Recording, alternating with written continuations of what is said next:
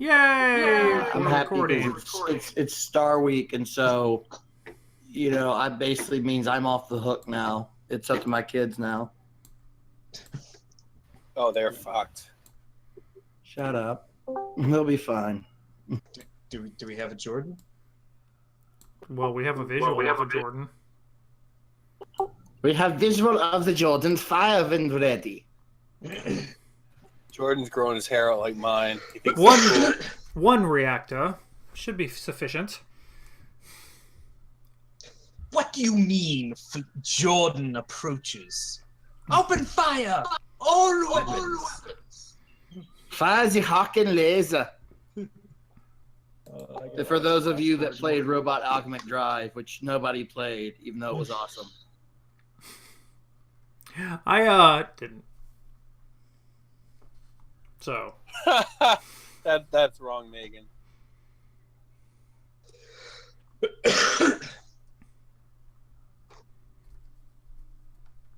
Jordan.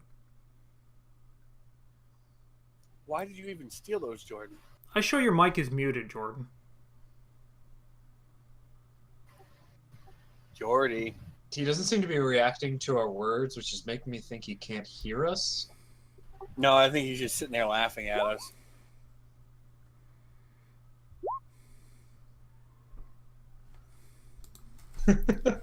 God.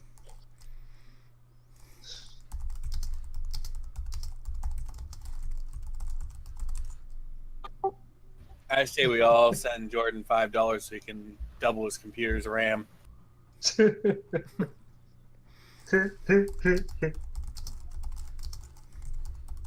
Are you in a Klondike bar? Yeah. I'm so jealous, man. I can go get more if you want. I live right next door to a store, so. God damn it. What would you do for a Klondike bar? Unzip?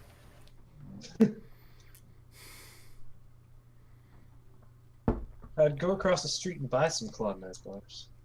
There's a Klondike across the street. Her name is. Klon? Who's Klon? And I don't think she'd be interested in me. He.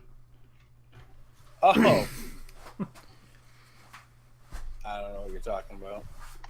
I don't know what I'm talking about 90% of the time either. Suddenly, the world makes sense. Well, Suddenly, we're going to pineapples. start on time.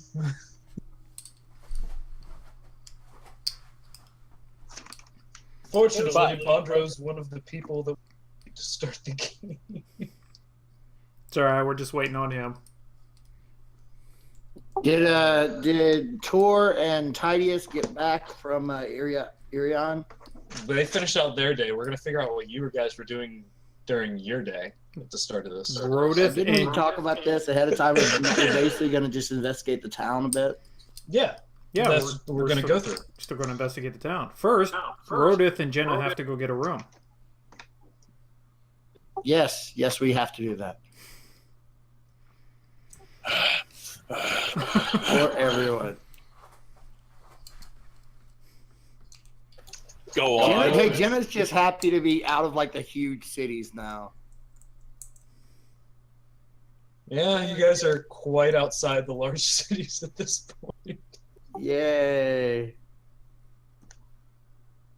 You're going to be walking across rolling hills or rolling plains of grass for several days. Oh.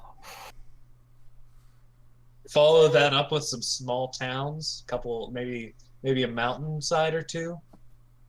God, yes. We don't have our horses anymore. Those got left behind. No, they got eaten by Tidius's horse, who I still maintain wants to become the one horse. She does. She's Shadowfax. All other horses must be devoured.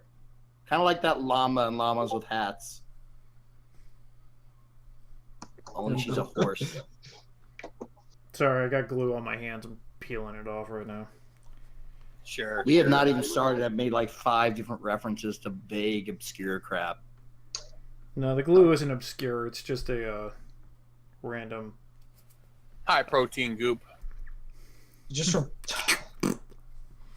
I'm so irritated right now. I was breaking down a chicken at 3 a.m. last night, and I cut into my pointer finger, and it's like irritated by every single thing I do during the day. I'm sorry, but when you said breaking down a chicken, I pictured some like police interrogation with the chicken in the chair. Where is she? He You was have all these rules.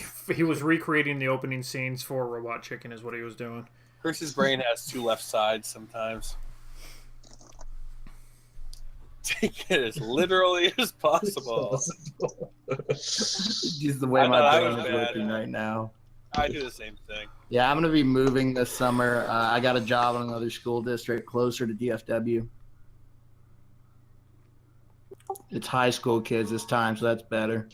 The Dallas Fort Worth. the rescue people took them and the wagon. They got mixed in with the other horses.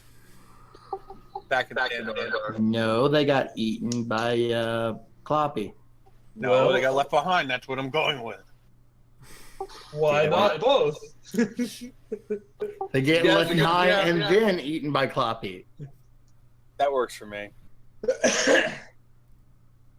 I played with them. They got tired. I let them go to sleep and have a nap. They're resting. Mm-hmm.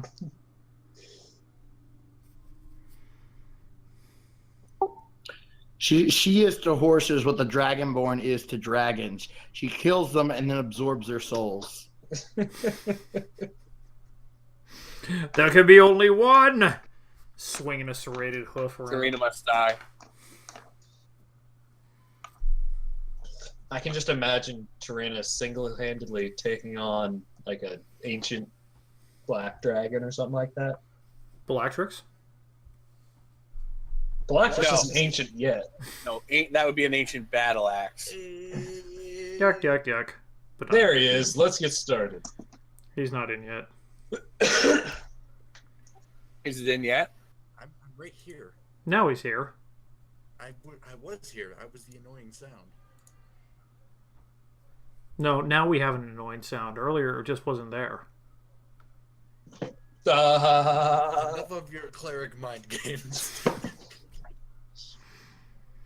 God, this is what happens. I show up 10 minutes early, and I end up causing the game to be 10 minutes And late. you end up dicking around with some sort of program. It wasn't my fault. Maybe That'll it was teach you to my- use meth. Technically it was your fault. That might that's make all him good use for- meth. Anyways. When last we left our heroes, they were finishing the mop-up at Thandor.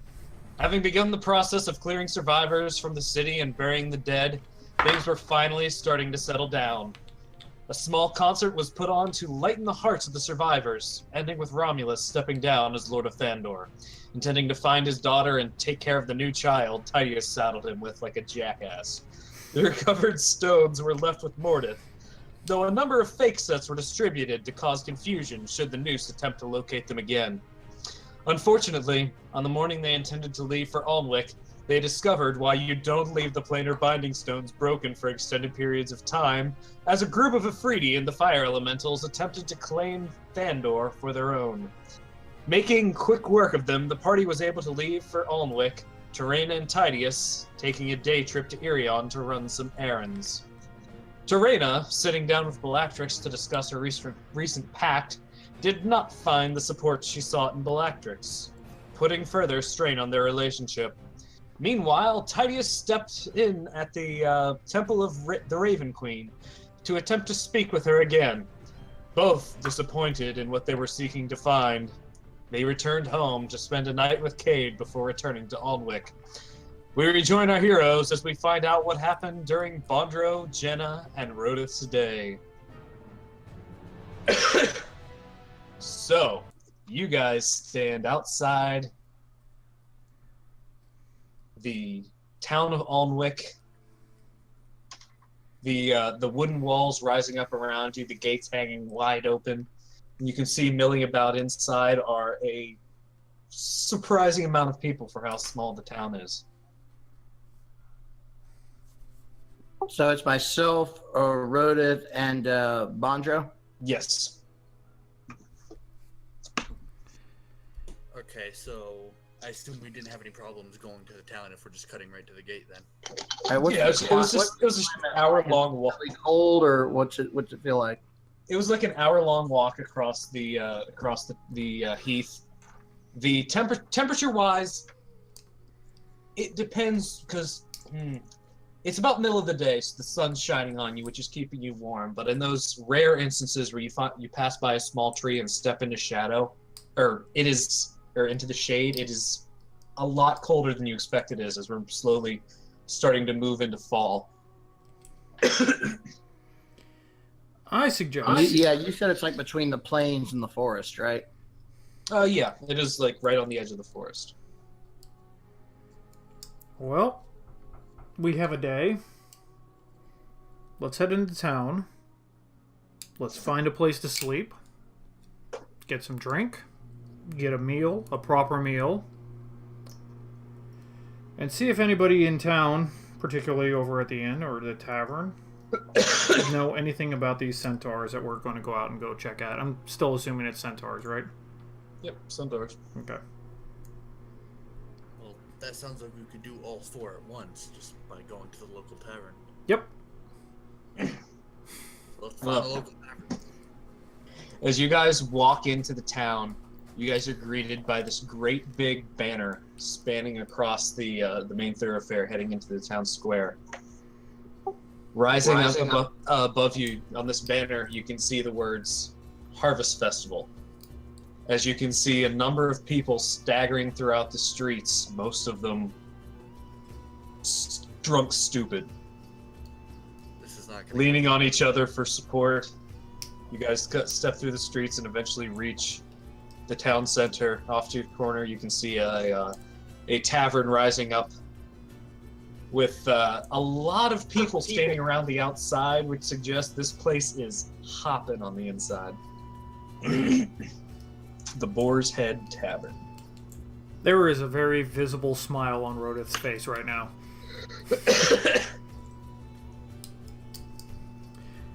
Shall we? We shall. You lead. I don't do people. Racist. This looks like a good town, Bondro. It should be fine. As you guys walk your way inside, you can see that along the back wall of this tavern, as you step inside, it is packed with people for one thing. And you can see every single seat around the bar, except for a couple, is taken. And the bartenders and waitresses and staff are just working as fast as they can to keep up with the people that are in there. You said And, Boar's Head Tavern, right? Boar's Head Tavern, yes. And you can see stretching across the back wall is this sizable stage with curtains forming a proscenium around the sides of it. And standing up there is this dwarf that's sitting there with a set of bagpipes, singing these jaunty drinking songs. This real hardened-looking woman. As you guys come in, a waitress steps up and says, "Oh, are you folks from out of town? Would you like a seat?" Yes, and a room, if possible. A room. Yes, please.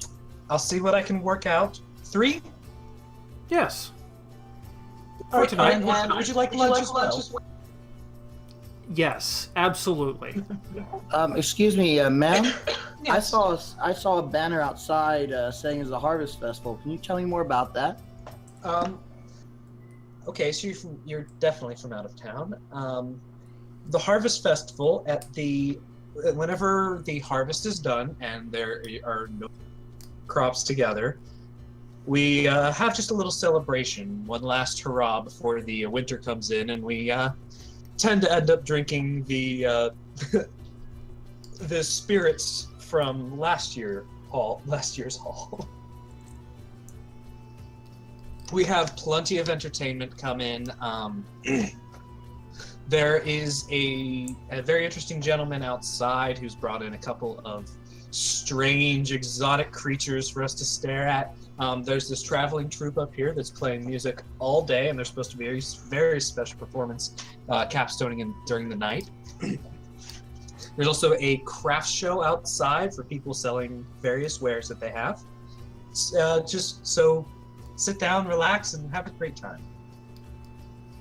Alrighty. Well, that sounds exciting. We'll have to go and see what things are being sold outside and what kind of animals they have out there.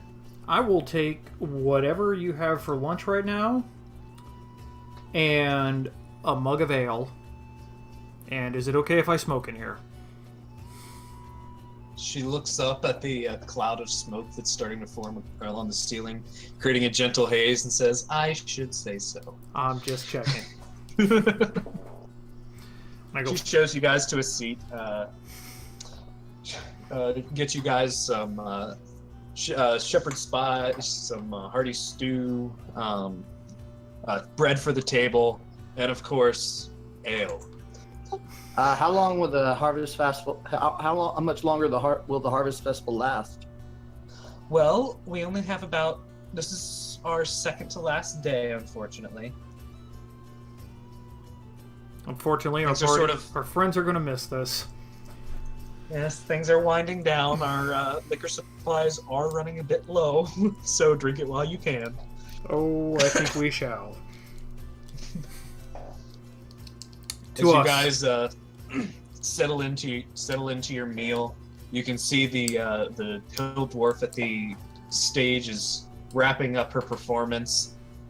She says, "I've been Elga Fitzgerald. Have a good night." She walks off the stage, and this Ganassi walks up on the stage with this green skin, a bit of his hair slicked back in this very wet texture. As he sits down, pulls out a lute, and just starts basically playing what we would know as the blues. And it creates this beautiful atmosphere of smoking, drinking, and chit-chatting. You said a Genasi got up on stage? Yep. Introducing himself as Smoky Waters. Nice. Bondro, Jenna, to us. To our group, to our family, and to being alive another day. Here, here. Sure. Why do you look so down there, Bondro?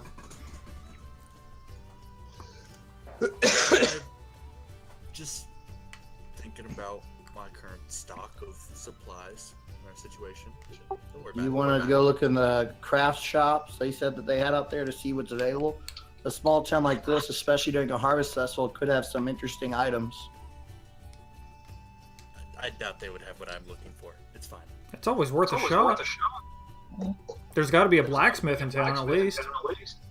Mm-hmm. I mean, I think this is as far east as we've ever been, isn't it? This is definitely as far east as... I think Bondro's been further east than this, but you two, probably about as far east as you've gone. So yeah, basically Jenna's like trying to subtly hide the fact that she's just giddy to look around outside because she's never been here before. I would like to point out, though, comrades, that we are here to work, so we should not indulge in the festival too much, because the sooner we get this done, the sooner we... Oh yes, of course, but we really shouldn't be leaving town to investigate the Thunderhooves until Tidius and Tor get back. We could certainly ask around town. In fact, it might be best to do that while the festival's ongoing and there's so many people in town. In fact, that sounds like a splendid idea. You two should go out and go check out the shops and ask around town out there. And I will stay in here and I will listen to Smoky Blues and ask around in here. All right, that sounds great. Jenna says, completely serious about it. Oh, Jesus, a Bondro and Jenna adventure. Hey, we don't get paired up often. This is how the world ends.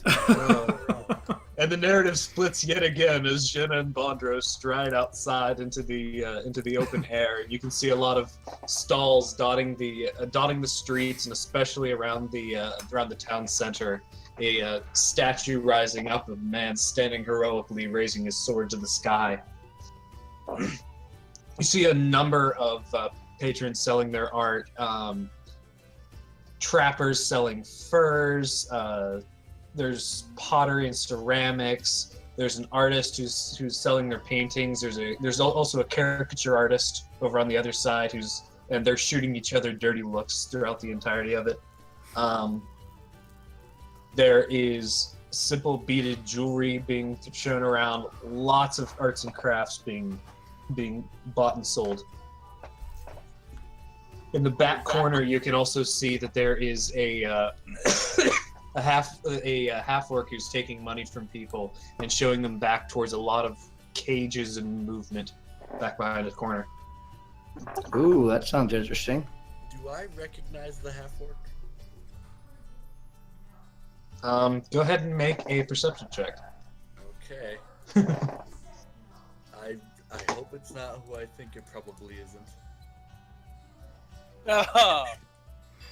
As you give this guy a good long stare, peering deep into his soul, you know it's not Ethan. This is not a seafaring sort of man. Okay. Thank goodness. But he's wondering why you're staring at him.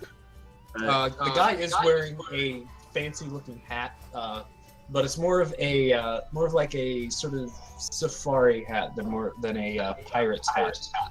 Ooh, Jenna, Guy's got sort of a rough. about all this. Guy's got sort of a rough and tumble way about him. His hair is pulled up underneath his hat, hard to see. And as people stride inside, you can see a small green goblin come walking out as they start jabbering at each other, and the goblin walks back in. Hey, let's go see what that's about, Bondro. Yes, let's. You guys walk up and come into view. You hear him say, "Come on, come all, come see Kuradax, menagerie of exotic beasts. Have I got some special things for anyone and everything? Bring your kids, because they will not want to miss this. Oh, you fine folks, how would you like a spot of adventure? Seeing the exotic creatures of this world." I don't know about the picture, but I'd certainly like to see what you got. Yes, me too. Right. That'll be I would like to one gold point apiece. out that Talon is not on my shoulder at this point. Gotcha. Yeah, that'll be 1 gold apiece, and if you want to see the extra special offerings, bump that puppy up to 5. Can I insight check him to see how special we're talking here? Or if this is a shakedown? Yeah, go ahead and make an insight check. Jenna will make one as well, just because I want to see her do an insight check. Go for it. Damn it. I lie, I don't. Jenna is very much convinced that this is something very interesting. He looks pretty taken by what he's found. Like, he's having so much trouble not busting at the seams and telling you all about it. All right, 5 gold. All right, so Jenna, I'm going to take 5 gold now. Give it to him. Is your brought inside? Well, if you would like to step right on in, and I will have my assistant Oink show you around. Oink! Oink! Bonder, Oink, are you oink. coming? Yes, I'll follow. This little goblin comes waddling up with their ear, missing one of their ears. As they waddle up, it goes,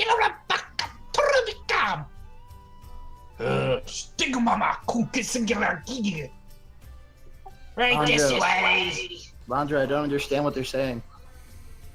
I don't speak whatever the heck that is either. You Why guys do not? not speak this language. Jenna does not speak the language. As you guys wander in, you can see in one place there is a You can see this one cat-like creature with this blackish bluish fur, these great big 6 powerful claws sitting there on the ground lazily. It's the animalistic fury in its eyes having glazed over, these 2 large tentacles swatting at flies as kids pick up its paws and look at them and play with them and start grabbing onto its tail. You can see a line of cages, and one you can see this hand of what must be from a corpse, but it's up and moving and crawling and like tapping on the bars trying to get its way out. You see in in one jar sitting on a table, it's just filled, covered over with mud, and you can see a line on along the line of cages. There's a bunch of these small humanoids with wings rapping on the bars, trying to get out. What languages do you guys speak? Just Dwarven and Common for Jenna. Common Infernal Thieves can't. Because Alright, Thieves can't. They're chittering away saying something, but you can't quite make out what they're saying. You see, as you continue along, you see a griffin, a basilisk that has these coverings over its, these leather coverings blinding its eyes. We've killed one of those. And he shows you around, he shows you around, telling you the history of like what the nature of the creature is. So you guys have seen like sprites. A mud method is what's inside the cage, but is inside the jar that is currently passed on. The kids are playing with a displacer. He shows you this this barred cart where there's a griffin inside of that's currently eating, and he tells you the stories of how they came across these creatures. He says, "And you guys paid the extra special price, yes?" Yes. He brings you back behind a curtain, fiddles around. He steps out of it and comes back inside this small tent that you guys are standing in. And inside this small cage, you see something that looks familiar in a strange way. These green scales covering its body, wings beating against the cages, claws scratching at the wooden bars. A green dragon wormling sits in a cage. Ooh. How? Oh wow! How did you find this one? The master. It was a recent acquisition. Caught it flying, captured it in a net. Over near Portsmouth.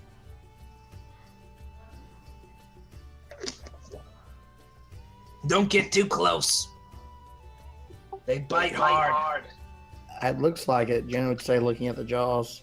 You can see Oink nursing the bandaged hand. How did you manage to contain it if it's so strong? Well, we got our ways. Kurdak is a pretty good,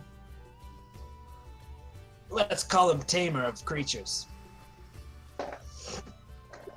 Okay, this is going to seem a bit off topic, but what do you know about centaurs? Centaurs? Horse from the bottom, person from the top.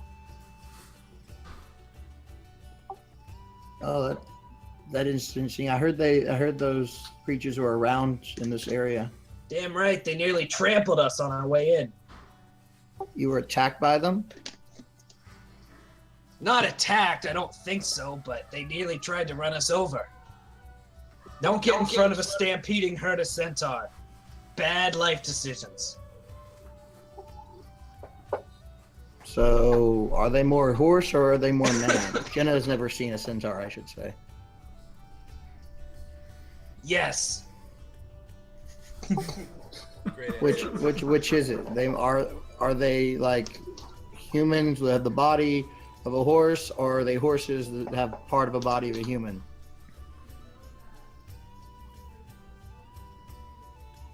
Both. Jenna's starting to look a bit frustrated. It's like, no, I mean, do they Are they animals or are they people? Yes. He's just starting to tap his foot, getting a little frustrated. Jenna looks at the goblin annoyed, starting to think that maybe she's being made fun of. My friend here is attempting to ask you how intelligent they were. Were they civilized creatures or were they beasts of nature? Jenna nods to indicate this is what she was asking. Well, we didn't hang around for them to they were busy trying to trample us. We didn't hang around to chit-chat. Where did this happen, by the way? Out in the heath. Pointing off towards the direction you guys came from. That's the Heath Plains. Yeah, it's the plains. Yeah, the plains out there that you guys are going to be traveling across, as you guys recall, is called the Cradling Heath. Okay. Well, now I do. Thank you, Dalton. I will use the earring to contact Jenna and say that we should investigate that at some point. Not now, but in general. Okay. About how many of them were there?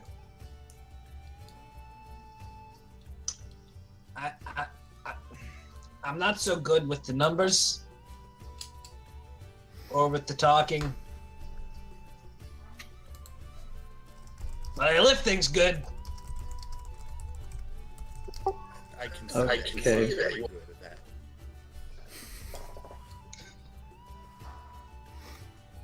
Oh, it's gonna take even longer, Rose. Don't you worry. It'll be an hour. Oh, that's fine. He's drinking.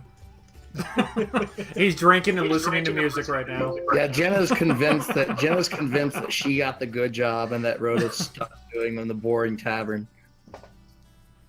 So boring.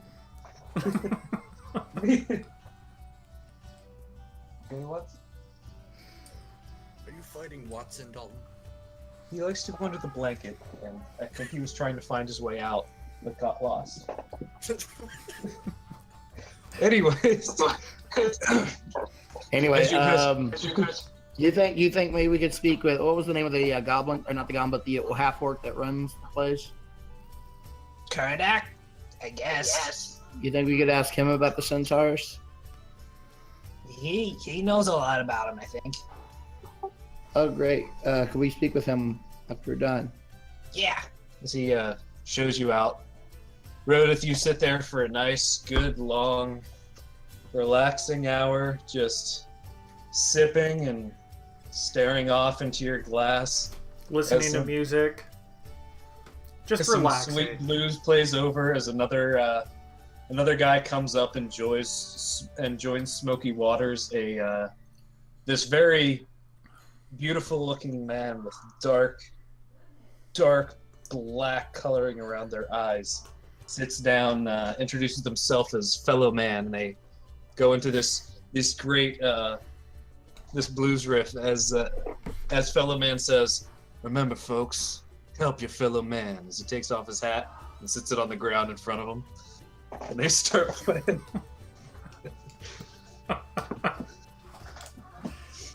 I don't understand the reference. There's a blues singer named Buddy Guy. And Muddy How do you Waters. spell the or? No, I got- The I Orcs? got the Waters one. I just never really followed blues, so. As you're sitting there sipping away, you see a rather old-looking man sitting there alone, nursing his drink. About a table over from you, staring off into the distance, drinking.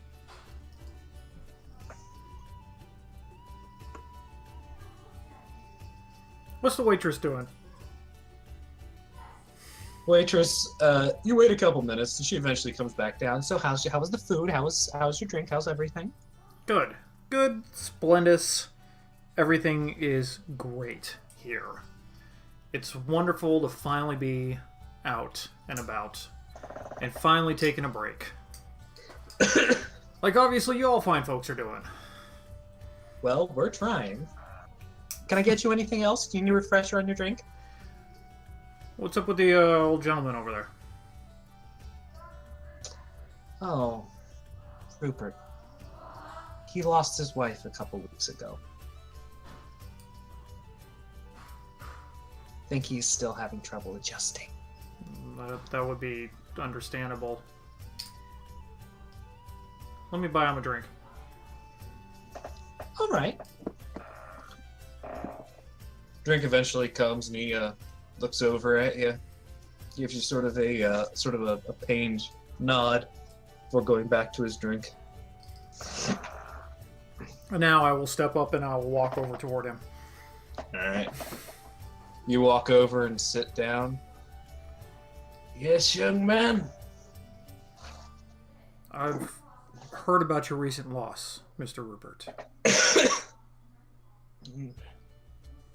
I'm here to... Seem to have me at a disadvantage. Yourself? My name is Rodith, cleric of Ilmater. I'm here to offer condolences. I see. I'm not in a place to be converted at the moment. I'm not looking to convert anybody, I promise. I'm actually All just right, in here... I never know.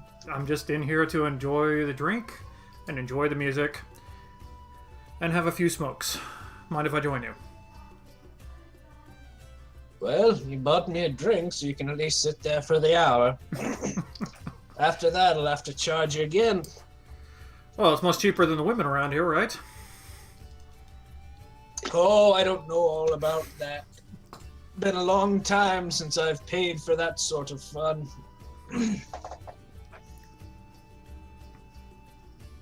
How long have you lived out here, if you don't mind me asking, in these parts? Oh, my life. Born in the town. How was it? I've just come in from,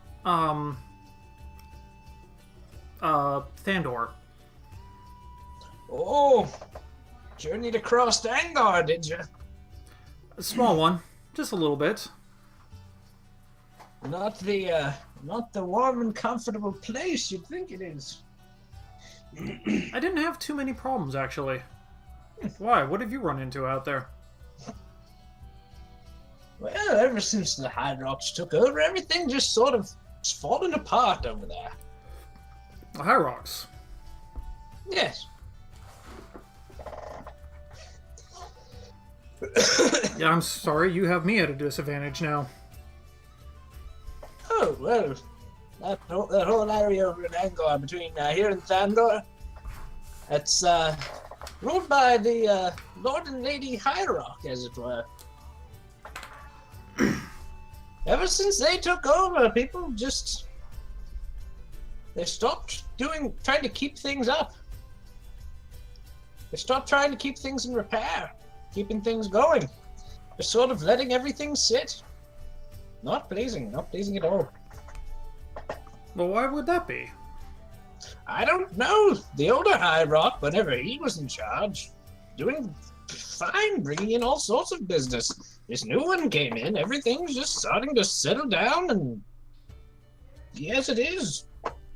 Very blah place. Where do they live at? Or where are they abouts from? Oh, well, they grew up in Angor, a friend of the old lord, and I guess they sort of found their way there whenever he passed. You know, I've heard I hate to change the subject like this, but I have kind of a small question. I thought you might. I've heard Not when you'd be getting to it. I've heard there's centaurs out in the fields. Well, yes, but I wouldn't want to get in front of them. We are on their migration path. Have you seen them? Oh, once or twice. Occasionally, they couple break off and attack the city walls, but we keep them at bay. Is that why the walls are up around here? Is to protect from the centaurs? Well, them and the bandits to sort of ruin the area. Yeah, of course.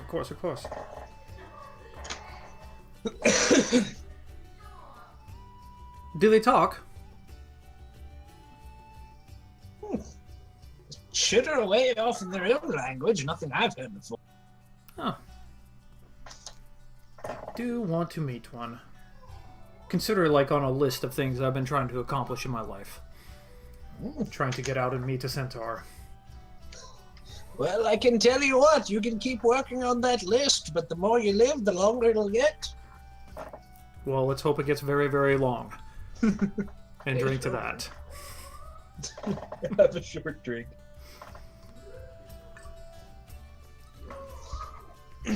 Anything else you wanted to ask him? You mind if I ask what was she like?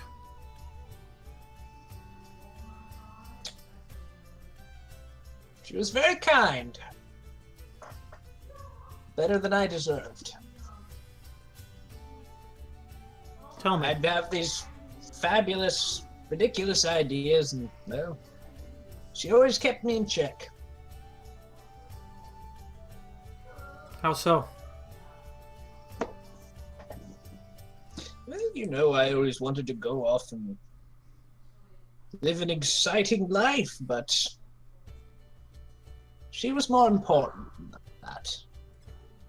Some people, they may like a woman, but they love the sea. Well, I liked travel. I loved her. It sounds like she was the lucky one then. Well, you can think that all you want, but you're full of shit.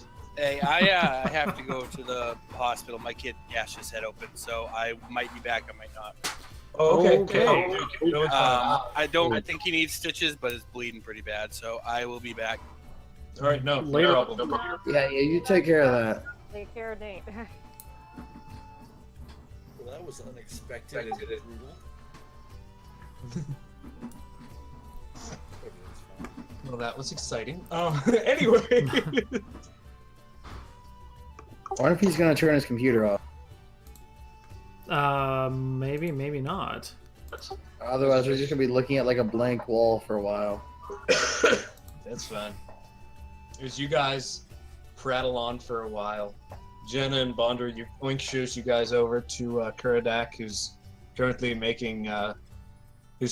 trying to convince some people that they really, really need to pay the extra fee. I assure you, it's the greatest thing you'll ever see. It's so rare that I don't think anyone's seen one alive in 1,000 years. Jenna just steps in and goes, yeah, we just saw it. It actually is really amazing. You should totally see it. Oh, well, honey. Oh, all right. I hope you understand that we're going to be eating like shit for a week. As he hands over the money and like shows this new group, this couple back. Hey. Did you enjoy yourself? Yes, we did. Thank you very much. We really like seeing that special thing you have back there. Oh, by the way, I did want to ask. We heard that you encountered some centaurs on the way into town. Yeah, they nearly ran us over. Should have seen the signs of their migration pattern, but even I get lazy sometimes. What can you tell us about centaurs in general? Well, so he grabs his hat and runs his hair through his throws his hand across the top being a bald head, but you can see a small ponytail falls down, which he tucks back up underneath his hat. Well, they're a simplistic lot. They live in harmony with nature, all the creatures of the forests and the plains. They don't like most outsiders and do not ride a horse around them. They do not like that. Kind of insulting. I think they worship a god or something called Scarret that I'm not overly familiar with, but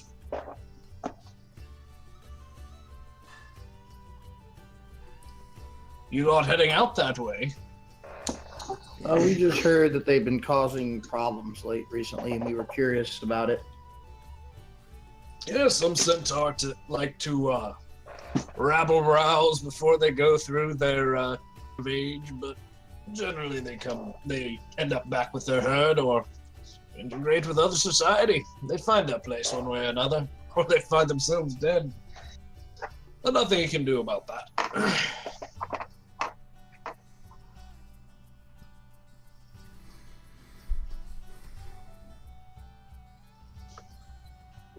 Bondro, did you want to ask him anything? No, we know where the stampede happened. Oh, how many were there? Did we ask that? Yeah. How many did you see? Well, over 100, I'd say. Oh, The herd looked a bit thin last, from what I saw. Usually they rove in a couple hundreds, but this was fairly thin. Must be all the bandits out that way. Speaking of which, if you're going out that way, keep weapons handy. They ride up on horseback, surround you, cause all sorts of trouble. I assume you mean the bandits. Yes. Centaurs riding horses, that'd be funny. Hey, I refer you to what I earlier. Well, after a couple drinks, maybe. Come on, you know, like young cars, like I want to try that, see what it's like. They show up at the horsery.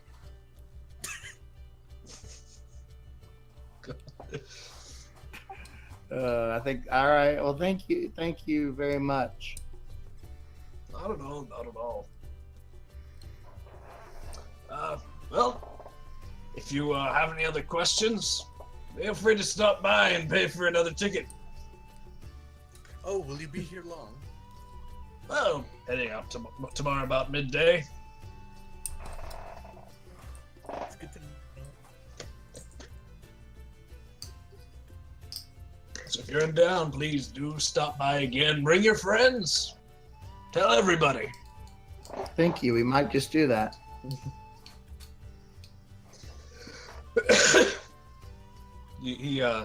Another group comes up and his attention turns to them as you guys are left to explore the crafts area. What are you guys up to?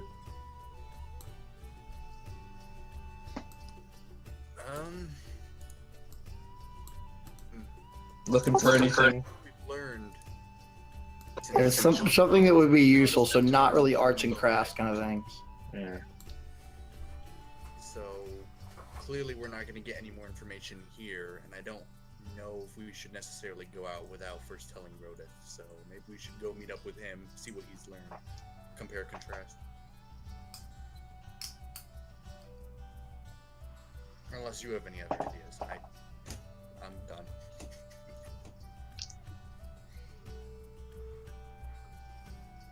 All right, you guys head back to the Boar's Head as you find Rodith just sitting there with an old man who's just. And then the wind blew her skirts up around her, just up over her head, and she didn't know what she was doing. And she's just going crazy, and she falls flat on her butt in the mud. It was the greatest thing you ever seen. Oh my god. Jenna would walk up to Rodith and kind of grin knowingly at him and says, "Well, it looks like you had fun." Rupert, these are my friends, Bondro and Jenna.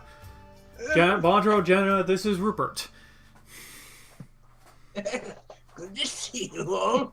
Shakes hands with Bondro and gives you a searching eye. His Searching eye. like he just Yeah, I keep Kinda forgetting he's a look- tiefling. yeah looking you up and down, and as he shakes hand with Jenna, Holy shit! I need that. Oh my goodness, I'm so believe it. sorry. I'm so sorry. I didn't mean to hurt you. I forget sometimes. Sorry. Well, it happened. Piece of shit. So how are the festivals outside? It's actually really neat. We got to see, there's a half-orc named Klurdak who had this menagerie? Menagerie? What is it? Yeah, the menagerie, that, yes. We saw a bunch of things in there. She kind of like looks around and like goes up to Rhoda. It's like he's even got a green dragon wormling in there. Right. Really? Mm-hmm. He's charging people extra to see it, but it is interesting that they managed to find that. I also saw a basilisk in there. No more Of course, I think basilisks. Yeah, No I think more we've already basilisks. seen enough basilisks by now at this point. Oh, he did mention the centaurs. He said that on the group's way to town, they almost got run over by a herd of them. He also, out on the plains, he also mentioned that there were bandits out there that have been harassing both travelers and the centaurs. I wonder if those bandits are tied to High Rock. High Rock, did you find something about them here? Well, he runs the entire area out there, right, Rupert? Yes, luckily we're over here in White Hollow where we can be peace and quiet. The entire heath is mostly in White Hollow. It's just when you get across there that you get into High Rock territory. Where is High Rock based now? Like, where is his seat of power? Oh, over in Anglar at the seat of the mountains. Go around if you follow the mountains around south, you can't miss it. Go right into them. All right, thank you. Fancy Jenna, fancy a visit, Jenna? I certainly would, but I can't wait till you get a chance to get to Raven's Rest, and I know you're looking forward to visiting Abernath, but I think we do need to finish our business here with the centaurs. A little bit. Just At at least some go point, in and though. talk to him. Yeah, but at some point we also need to go back up to the White Hollow and see what's going on there. Due time. We got all kinds of time for our little list of things that we have to take care of, or that we want You to might take care have of. time, folks, but it's getting a little bit late for me. As he lifts himself up off the table. It Brodus was needs- nice meeting each and every one of you. Rhoda Do you stands up need as help well. getting back to your room? Oh no, I have a house over on the edge of town. I'll be just fine, thank you. Rupert, very nice to meet you. Thank you Have for a the good evening, stories. sir. Have a good one, you three. As he hobbles off through the people, gets jostled a little bit by a startled waiter who rights him and shows him on his way. He seems it's- nice. He was. He just recently lost his wife. Oh my goodness. It happens. Old age. Jenna kind of nods knowingly. At that point, the halfling who was up on the stage playing finishes their song, which has been a rousing chorus of various sing-alongs. Was this JJ the Duke leaves was this the helping human? Or helping man? the fellow man. Fellow man. Or has it already been No, replaced? the halfling came on after fellow man. Oh, okay. With the sun starting to get low in the sky, a strange sight steps onto the stage. A dragonborn, blue scales, in what can only be described as a marching band outfit. He steps up onto the stage and says, "Thank you all. Hope you enjoyed the musical stylings of the Mox Belmore Traveling Troupe." Can we please This is- get the Dragonborn version of the Music Man? Oh, God. This is our 8th year performing for you fine folks, and each time it is a treat. Now, you've heard our more musical numbers, but I always like to end our performances with a bit of flash and humor. So, folks, I'd like to treat you all to Mox Belmore's Variety Hour, sponsored by Mox Belmore's Magiporium. I'm Mox Belmore, in case you didn't catch that. Now, I know, he holds up his hand, I know my face is unpleasant to look at, and it brings up some negative feelings with goings on down south. Let me tell you, I haven't been in those lands since I was, putting his hand to about 2 feet off the ground. Yay high. Hang on a second. Jenna would kind of like lean over and whisper to Rhoda, "Wasn't Belmore the name of those that troop that we fought earlier?" We fought a troop earlier? Yes. Yeah, like the Belmore brothers or something like that. They were the ones behind that. They were the ones. I think they were the ones behind that carnival where we like first met each other. Jenna, that was over 6 years ago for me. Oh, that's right. Wait. Jenna never really understood the bottle thing. That's right.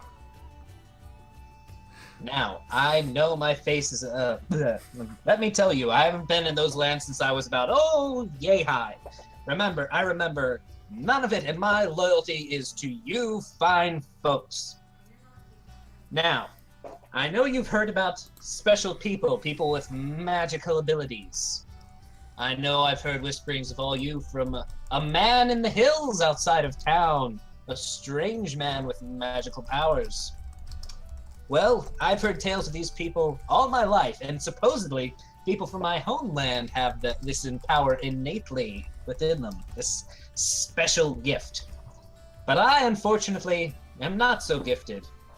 But I've been inspired by those that can do such things, and I've found a way that even if you don't have that special gift, even if you can't afford lavish schooling, you can still be magical. Everything you see tonight is nothing magical, only the mundane, sleight of hand and misdirection, honed to perfection. So, I like to start things off with where my roots started, reaching back behind stage. He goes into this juggling act where he starts off with balls and scarves, talking about how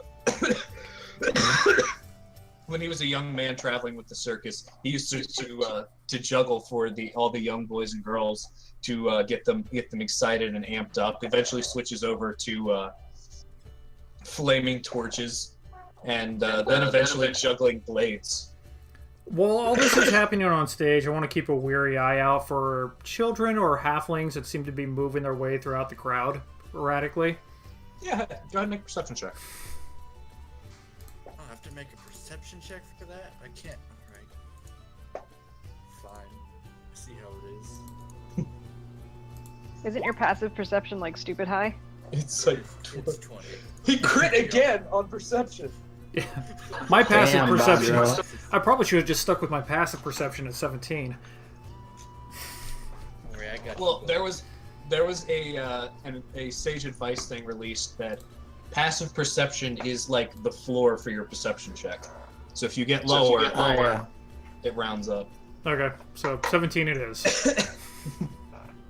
Looking around, you see a couple kids moving around throughout the area, but none of them strike you specifically as halflings As or being gnomes or anything like that. mischievous with hands where they shouldn't be. Well, there's certainly some being mischievous, but none of them doing anything illegal. Just normal child mischief, really. Okay. He eventually switches over and asks for a couple of bottles from behind the counter, empty bottles, and he ends up breaking each and every one, talking about how a magician's hands are the most important thing that they can have, and how if he were to while juggling, if he were to grab the wrong end of one of these bottles for even a split second, throw one just a little too hard, his livelihood would be gone for who knows how long. And he starts going into this great juggling act, talking about how horrible it could be. Thank you, fine folks. Let's move into the next stage as he tosses all three up in the air, catches one, catches the other, and as he spins around doing a quick twist to grab the other, it slices open his hand, two of his fingers falling to the ground as he goes, "Ah!" Jenna would gasp at this, probably with several other people in the audience. Blood spurts out of the two sockets as he's down on the ground just staring at his hand, screaming. Alright, hold my beer. I'll be right back.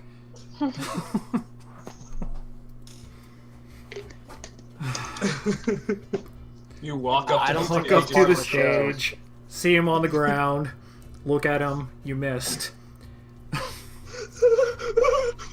Let me see. Holds the hand up for you. Grab his fingers, put them back in the same place, And we'll go ahead and do... we'll just burn a preserve life. Why not?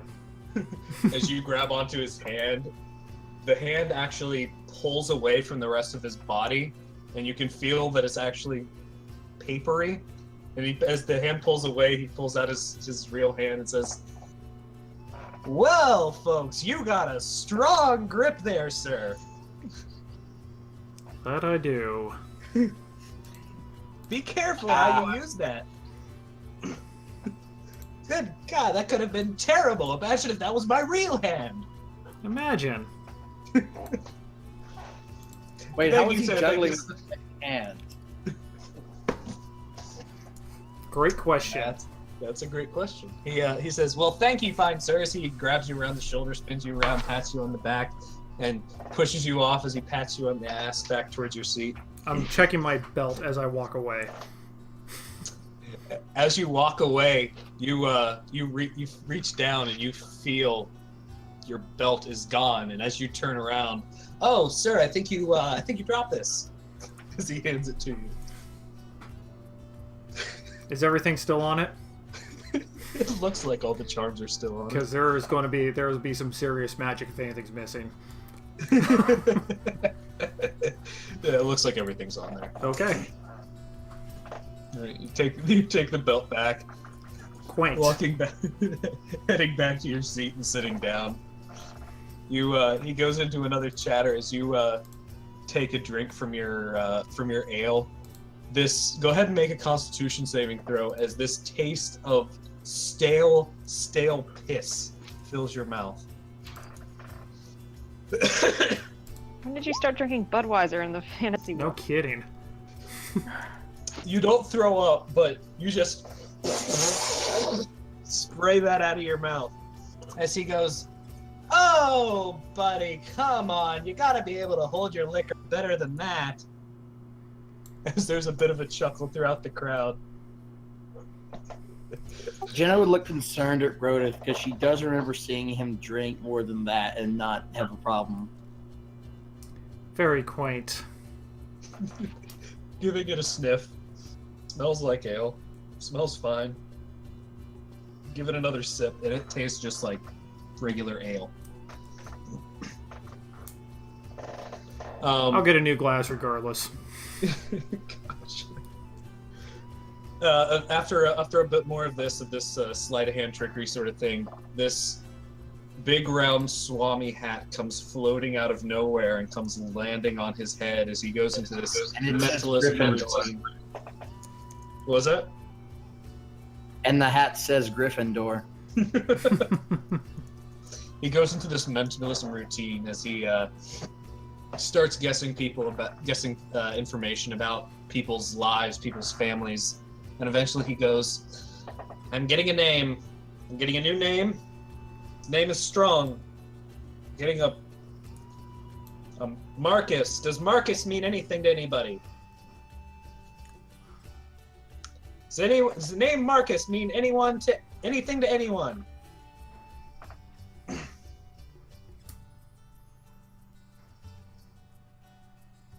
I can't hear you right now, Jordan. Perfect. So this is the unmuted version. Great. So I guess I'll say yes, nervously and cautiously. Yes, yes. You know Marcus. Are you Marcus? I am not. What was that? I am not Marcus. You're not Marcus. I am Bondro. See- You know somebody named Marcus. This Yes. person, I feel a presence pressing upon my mind. Is this a person? You haven't seen this person in a long time, have you? No. It's been a long time. You haven't seen them. You're worried about them. You're worried that they're okay. Is that right? Well, I can tell you this. My horny friend, as he gives a big wink towards the audience. He's looking for you. He wants to reconnect. Where? I don't know, the voice is fading. He's getting distant. He's gone. I'm sorry, but I'm getting a new name now as he drifts off into another person. And then he goes through this routine where he picks a person from the audience and ends up he lays them down across 2 chairs, cross-armed, and they begin to levitate off of the chair after a while. And he uses like a metal hoop to show that there's no wires, no strings attached, taking them back down. He stands up there, and for my final trick, I'm going to need a volunteer from the audience. Someone good with a sword. Jenna like raises her hand, like enthusiastically. Yes, man, you come right up. You look like Hey. you look Jenna, like you've got a He hefty goes up. blade to you. on the way up, Jenna on the goes way up up on to, stage. on the way up there, Rodith will whisper, "Don't hold back." Jenna wasn't planning on it. As you get up there, you can see some of the performers bringing out a box. First, ma'am, I would like you to look over these supplies. Oh god! Alright, Which so one are we you got- casting? This one I'm actually going to cast.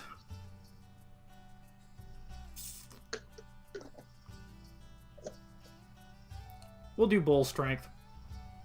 She's already got it. Yeah, I think That's you're gonna do break jack the shit. game.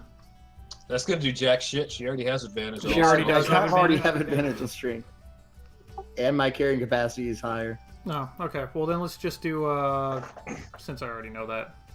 What about Cat's Grace? Are you good with that? Dexterity checks? Yeah, that'll be good. Okay. Be good. All right. As you get up there, First, I would like you to check over each and every one of these objects to make sure they're fine. tapping upon this wooden box with a hole cut in the side of it, the lid currently hanging open, a piece of cloth that's laying folded across the side, as well as a pair of manacles and a lock. I want to check over each of these. What do I roll for that? Go ahead and roll an investigation check. Okay. Just one? Yep.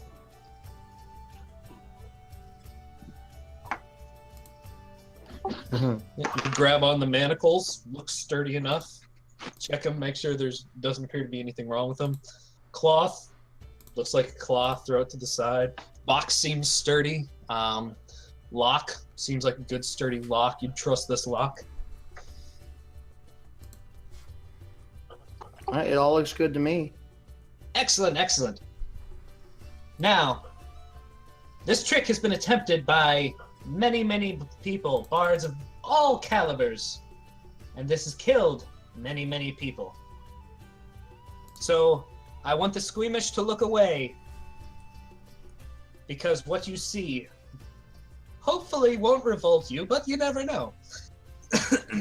As he crawls down inside the box, sticking his head through, or as he stays inside the box, only his waist showing, he holds out his arms. Please place the manacles around my wrists. As he takes his arms behind his back, putting them in full view of the audience. All right, Jenna goes and handles manacles. She's not really used to handling manacles, but it doesn't take her really long to figure out, how this is supposed to work. And she places them around the. He's a halfling, right? No, he's a dragonborn. Oh, this is a dragonborn. Yep. The guy in the box is a dragonborn. Yeah. Okay, she places them around the dragonborn's wrists. Yeah, and Yes, please take that key and just hold on to it. Now, I'm going to put myself down inside the box as he goes down and puts his head through. If you can close the lid and use the lock to close it, there should be another key to secure the lock on the same keychain. which there is. As you look. All right, I see that. And she's wait till he gets inside the box, and she'll close the lid and kind of check it to make sure it's secure in place. And then she's gonna put the lock on it, and then also kind of pull on it a bit to make sure that it's firmly locked. Yeah, give a strength check. All right.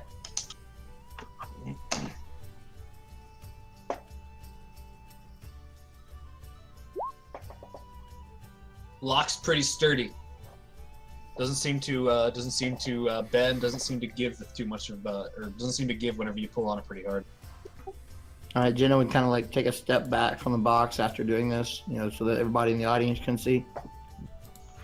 Now, if those of you in front can bend down a little bit, I want to make sure that everybody can see what's about to happen.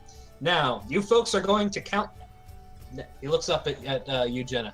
Now, take that cloth, and when I say I want you to place that cloth over my head, and the moment it is over my head, I want you to all to count down from 10.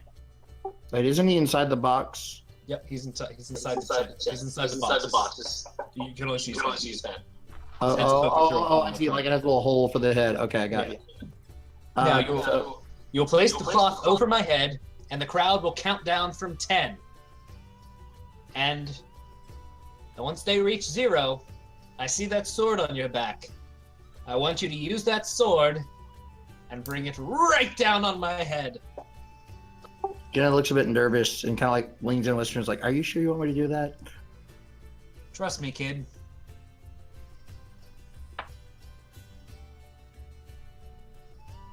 I didn't hear that at all. No sound. Jenna kind of like shrugs and nods after a bit, thinking that, okay, this guy tricked Rhoda, so he must know what he's doing. All right, he gets inside the box. Or inside the box, he says, "All right, lower the cloth." All right. Well, unfold it first time, please. Jenna unfolds the cloth carefully. Folding it, putting it across his head. The crowd counts down. 10, 9, 8, 7, and you can see him just starting to struggle and shake. And you can hear, oh shit. 6, 5. Jenna puts like a hand on her sword. You ready? 3, 2. Wait. 1. You bringing the sword down? Yeah. As you bring the blade down, the cloth, you hear a thump as the cloth falls to the ground with a great splotch of red across it as gasps echo out through the crowd. Jenna like immediately regrets doing this as she does it, and she's like, "Oh my goodness!" She like tries to like move the cloth, like figure out where he is and see if he's all right. Yeah, and as you start fumbling with the cloth, and a murmur spreads through the crowd. You hear this voice from the back at the bar going, "What the hell was that? I mean, who's gonna do that in front of kids? That's horrible! What kind of person just goes for pure unadulterated bloodshed? This is trash of the highest order, I tell you." As you all look around and see it sitting there at one of the seats at the bar. Thank you, folks, for coming.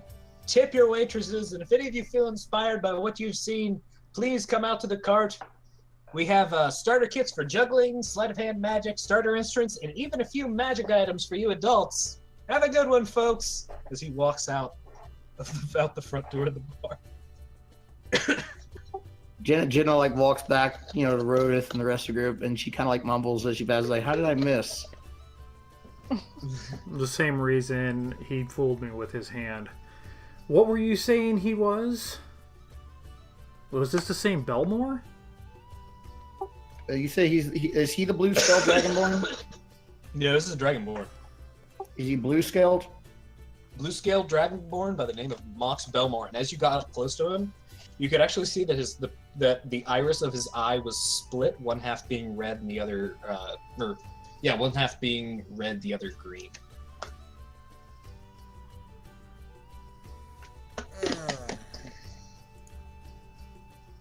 This was the one who caused the carnival months ago. Well, the people who caused the carnival, dear Rodith, were the Belmore brothers, and they were both gnomes, I believe.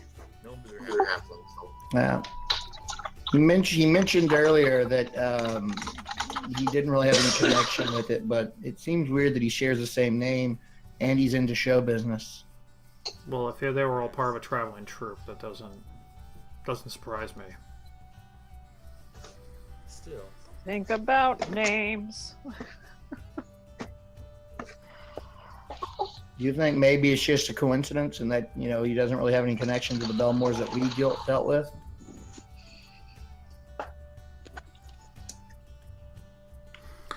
I think it's worth asking some questions. By the way, DM, did I spell the name right in chat? 1 L. Other than that, yeah. Oh, okay. How many months ago was this in this world, not in Rodith's timeline? In this world, Yeah. about It was in March. 6 or 7, 6 or 7 months ago? maybe less. Okay. It was in March. We're in late August now, according to the calendar. Yeah. Well, you guys just got into September. Oh, sorry. I was So- just looking. Yeah, so it was in beginning of March. This is September.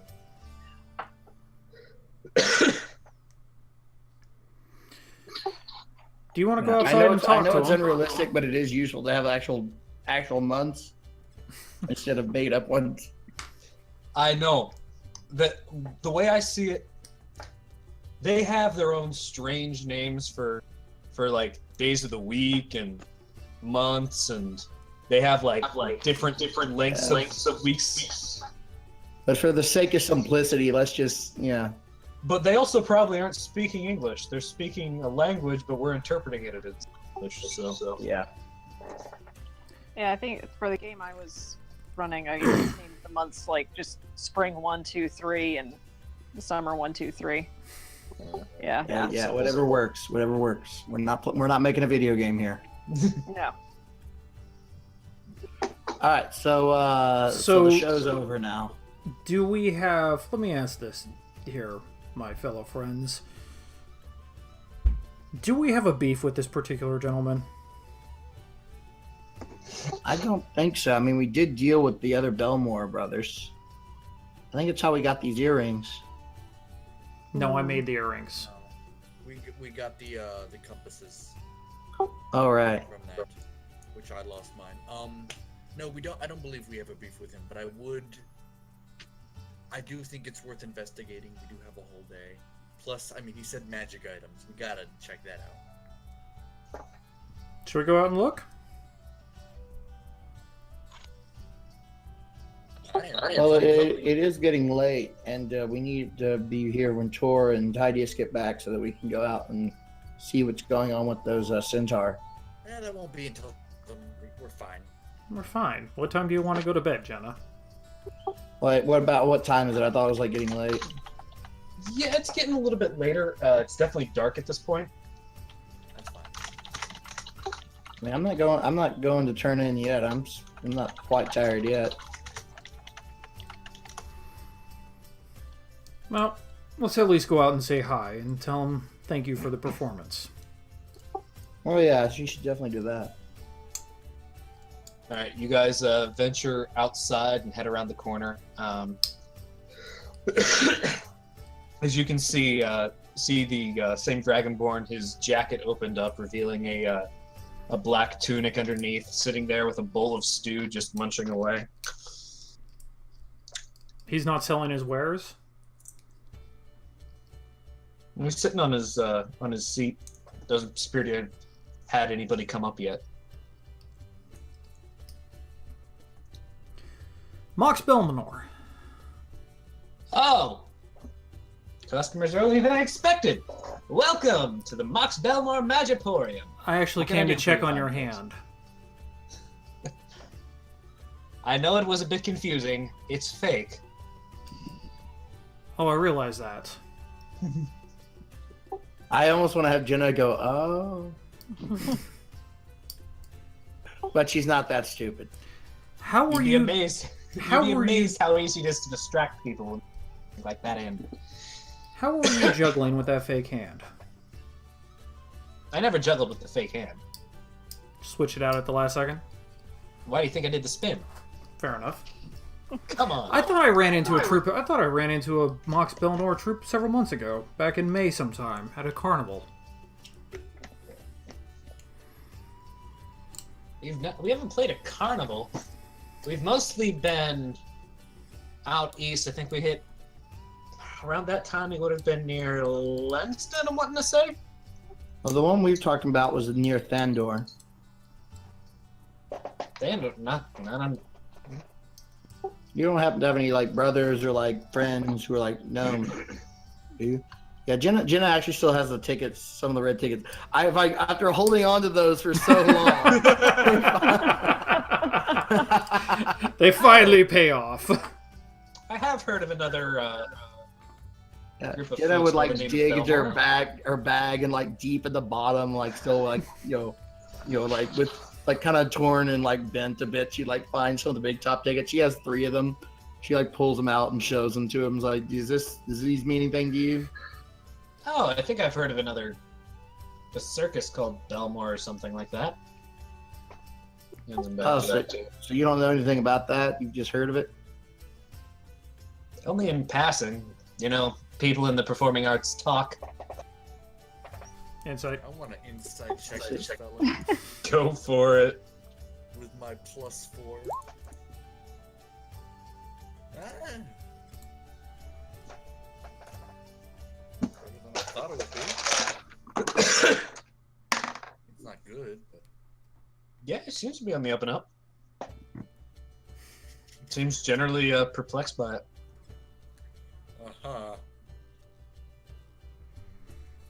Well, Right. anyways, regardless, thought you might have been part of the same troop. It's a wonderful show. You did a wonderful job. Oh, thank you. Sorry for making people laugh at you, but you were who came up. Yes. Hopefully you don't get hurt in the future. Yeah. How did you get away from me right before I swung my sword? Oh, that's more complex deception. Juggling, that's a simple matter, but something like that, I'd rather keep that to myself. Jenna looks a bit disappointed and goes, I suppose that's fair enough. So, can I interest you folks in anything? I see armor on you folks. You wouldn't be looking for magic items, would you? What may you have there? Well, I've got a couple objects you might be interested. Let's start with the standard consumable items. As he takes you guys around back of his cart, opens up the back, steps inside, and comes out with a couple scroll cases and a box. Well, these 2 spell scrolls are very, very rare, very fine indeed. This one will keep you from, if you're falling through the sky, it'll keep you from going splat. It sounds strange, I know, but it comes up more than you would think. Interesting. I kind of want it to be a scroll that just like mutes all sound. And this one, you can use it to cast a spell of mesmerization, keeping people captivated and distracted when you need them to. That does sound quite useful. What else do you have? In the potion department, as he reaches over to the box, opens that up, we've got a couple fine items. We can see here 3 potions of healing. It'll heal you from your greatest ills. Here we have a, this is for those enterprising folks, a love potion. And this one, I've got this one set over here separately. Very special item. It looks, by all accounts, as you look at it, has a pink hue to it. It looks like a health potion. With a discerning eye, does it not? Well, on consuming it, it will secretly poison the eater, as their life will ebb away from them one moment at a time. How many actual potions of healing does he have? No, there's only 3 he was referring to. All right. You guys mind if I buy 2 of these? Oh, you're okay. I'm all right. How much for the 2 potions of healing? The actual potions of healing, not the poison. Oh no, I wouldn't want you to get mixed up. The potions of healing are 100 gold pieces apiece. Whipped them up myself so I can sell them at a bargain. I just off table, is 100 gold pieces the same as 1 platinum? No, 10 100 platinum. gold pieces, 10 platinum. So 10 platinum is 100 gold. Yes. All right, so So 100. for 2, it would be 20 platinum. Okay, so all right, so Jenna would give him the 20 platinum then. All right. Go ahead and throw in 2 potions of greater healing. Oh, greater healing. All right, so what is that? How is that different from? 44 plus 4. Okay. And if those items didn't interest you fine folks, I've got a couple of special items in the back here. You, miss, who so deftly cut my head from my shoulders, or so you thought. You seem like a person who likes wild animals. Yes, sir. Oh, well, have I got the thing for you. He reaches in the back and pulls out this large trident with a squid tentacle coiled up, forming the handle of it. This trident will allow you to command creatures of the deep. Anything that swims in the sea will be at your disposal. Jenna will become Aquaman. Got it. It'll be Aqua Jenna. Aqua Jenna.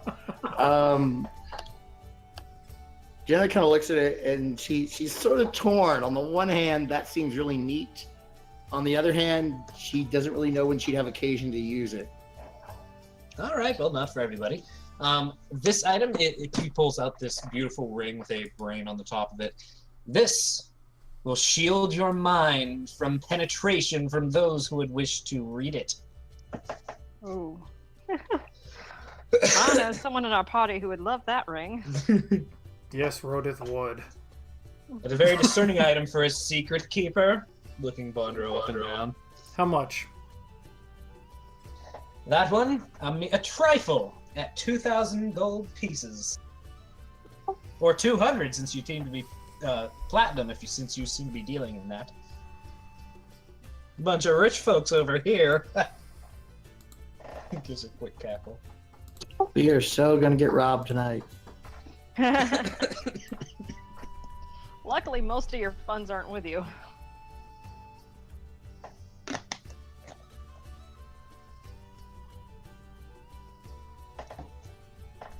Well, if that doesn't interest you folks. He pulls out a set of boots and plops them down in front of you. These are a very special item that I've seen only once in use. These boots will imbue the wearer with flight. You'll be able to whip through the air for a couple hours a day. They do need time to recharge. But can you really put a price on flight? I think ours is typically free, isn't it? What was that? Jenna, Bondro, I think our flight's typically free, isn't it? I don't fly. You did the other day. No, I rode a flying person. It's very different. We did. You know how I did it? Because I hit the ground. That's how I know I fly. How much are those boots? Jenna would ask. The boots, a mere 1,500 gold pieces. They're used.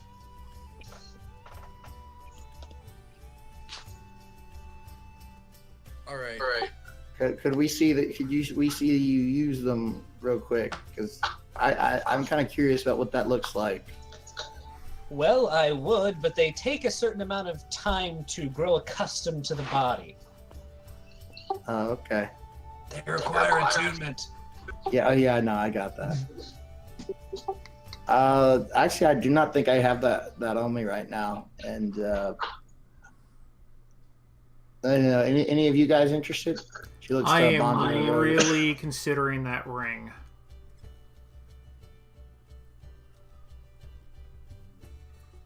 It's a steal. It is. Would have been much more expensive if I'd actually paid for it. Touche. Oh, sorry, not to give you folks the wrong idea. I didn't steal it myself. I caught a kid who was trying to steal it. You know, little ragamuffin trying to steal things to get by. Well, I took it out of his hands, but by the time that I took it off of him, and gave him gold in exchange just to make sure that he was settled, the cart owner had ridden off. It was a terrible, terrible crime.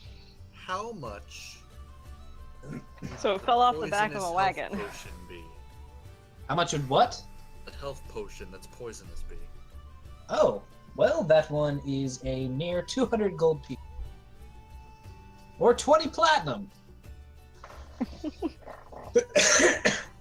We'll take the ring and the poison health potion. Fantastic. So Yep. that is 20 platinum for the potion of poison and 200 platinum for the ring of mind shielding. I got the ring. Oh no, it's too late, Rodith. I already bought you the ring. Oh, you already bought me the ring? Yep. I would seriously consider asking for like some party funds for the boots, except for two things. A, I just got boots. And B, I think Jenna's too scary if she's flying. As Bondro gets the ring and hands it to Rodith, he says, "Where's a cleric when you need one?" I know, right?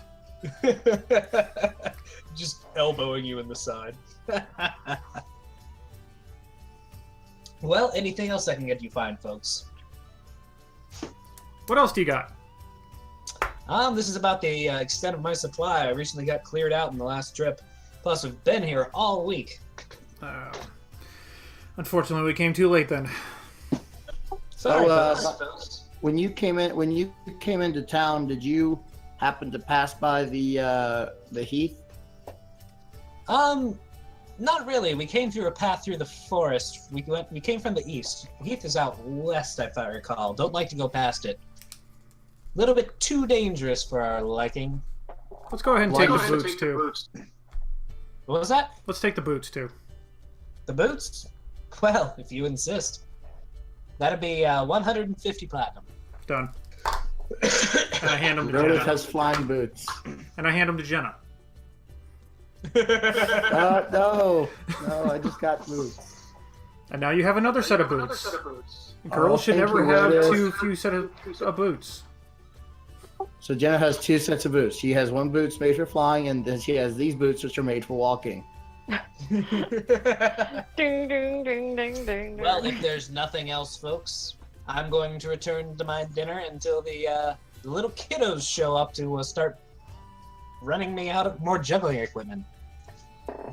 So what exactly are these boots? They are winged boots. Okay. Are they in the little? Can I drag and drop them? Yeah, you should be able to. Okay. Thank you. Thank you so much, Rodith. You're welcome. Mox, Yes. why did you leave Alicia? I don't know. My earliest memories are outside those lands. Did your I'm parents sure bring I you? must have had a great reason, but I asked. We had a friend who was in a similar predicament who came from Alicia. well, rough place. A little bit. Did your parents bring you? I don't know. Never knew my parents. Was taken in by a family of halflings. That's why I don't have a more culturally appropriate name.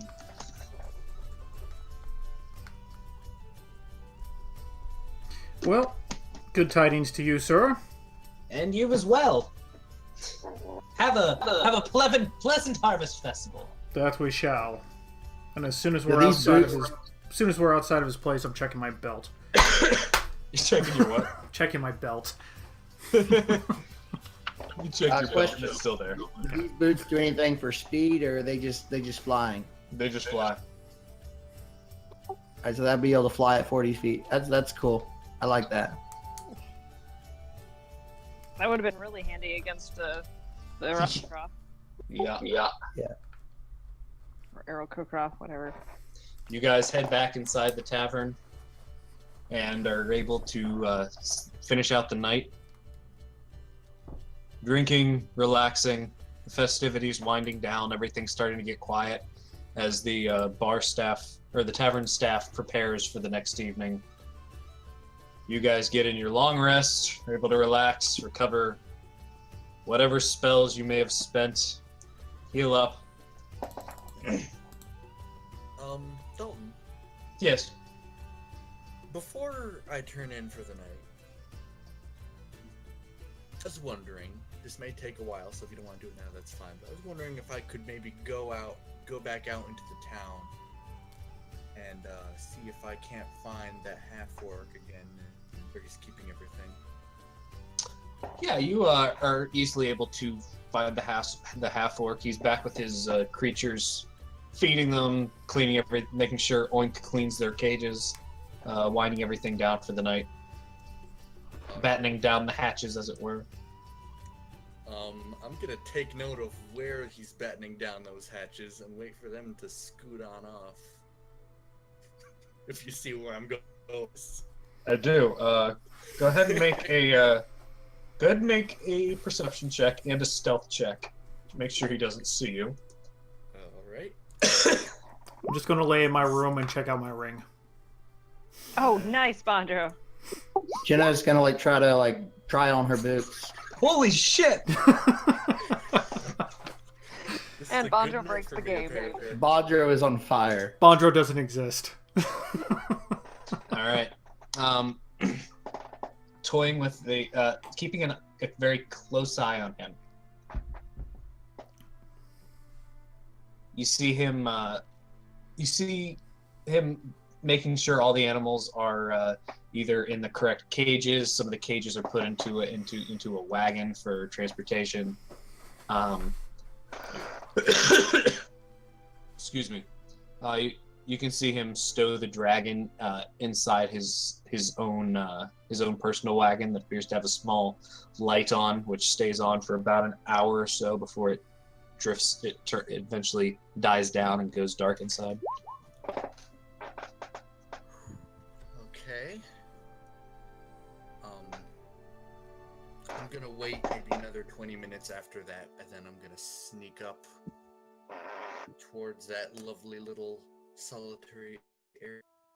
Nobody's around, or at least nobody that is gonna be paying attention. Alright. You At this hour. work your way into the area, easing up towards his wagon. As you hear a coming from the other side of coming from the wheel on the side of it, and you can see Oink snoozing on the against the one wheel. God, this music is not consistent for me. Jordan? His video went blank for me. I don't know if he's still there or not. Oh boy. Well, I'm gonna go to the bathroom. Have fun. BRB.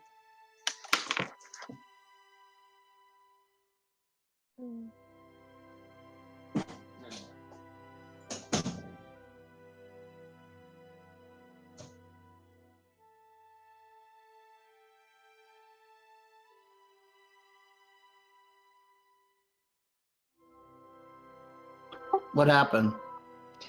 Bondro was doing something and then his screen went blank, so I'm guessing his internet died or something. Are we taking a break or something? Yeah, Dalton went to go pee. Okay, I'm gonna get some peanuts or something. Talon Well, and Jenna are gonna go flying at some point. This is gonna be fun. oh god, you can now.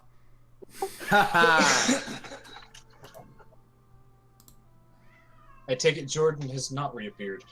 Not yet. Nope. I'm gonna go get some Cheez-Its. Right. Meow! Meow! So minor victory. The girls fell asleep without one of us in the room, but they were playing until 9. Yes. If you wake up the baby, well, I doubt you'll wake up the baby at this point. Oh, Jordan disconnected as well. Well, Bum, bum, bum. we'll rejoin Jordan whenever he gets back. Yeah. And we also lost a Jenna on a road to snack time. So Jenna, what would you, or not Jenna, Torena, Yes. what's the next morning you leave Cade with, is he back? Okay. Hello. Sorry, you What almost did got I to miss? participate for a moment. Anyways, Jordan, we'll cut back to where you were. What's the last thing you If we're heard? doing tour, we could do her. No, No, it's just nobody was here, so I was the only one hanging out. I was half a sentence into it, so go ahead, Jordan. What is the last thing you heard? The goblin is sleeping on the wheel. Yeah, he's sleeping against the wagon wheel. I was still here when I left, apparently. I heard you ask if I was here. So that's always fun. Anyways. Let me reopen my character sheet here. What would you like to do? Well... Do you have video going, Jordan? Sorry. I should, yes. I may have to reconnect. So... if I use the sleep spell, Dalton, will that accomplish anything, or is it kind of that just puts someone to sleep? It doesn't put them into a magical sleep, right? That puts them into a it is a magical sleep, but sleep is sleep. Yeah, sleep. It's not going to give me any benefits if I do it, really. Not really. On the magical sleep, you have to kiss them to wake them up. Just double checking. All right then. I guess I'm just gonna go for it. I'm gonna reach forward, see if the door's unlocked. Yep. You reach up, carefully move the handle, and it stops, indicating that it doesn't appear to be unlocked right now. Okay. Do I see a lock on it? Yeah, you do see it locked on the outside. Okay. Before I start doing anything officially illegal, then, I will go ahead and cast Disguise Self on myself. Just looking like a general human ruffian rogue type. Gotcha. Nifty. Nothing too special, but just so that I don't get too caught if I get caught. Your hands shimmer a pale white color before returning to your own skin color. You now look like Johnny Depp. Oh God. It goes back to normal? Oh, for you. Oh, okay. I was just I characterized. was just making sure that wasn't like there's an That's anti-magic. that's how it normally works. It like Okay. shows you what you turned into and then goes back. Anyways. Okay. All right, then I'm gonna try to pop this sucker right open. All right, go ahead and make a Thieves' Tools check. All right, this was in my butt. With little to no effort. Click. Ease the door open. The whole time this is happening, Rodith is just laying in his bed right now in his room, just looking at this new ring, trying it on. Jenna's like fitting in her new boots. Can I? By the way, do I become unattuned to one set of boots and attuned to the other in the same night? Yeah, you could sleep with the new boots on and become attuned to the new set. Just thinking to myself, how great of a person is Bondro? He's become such a good person. Yeah. This session should be named Bondro Breaks Everything.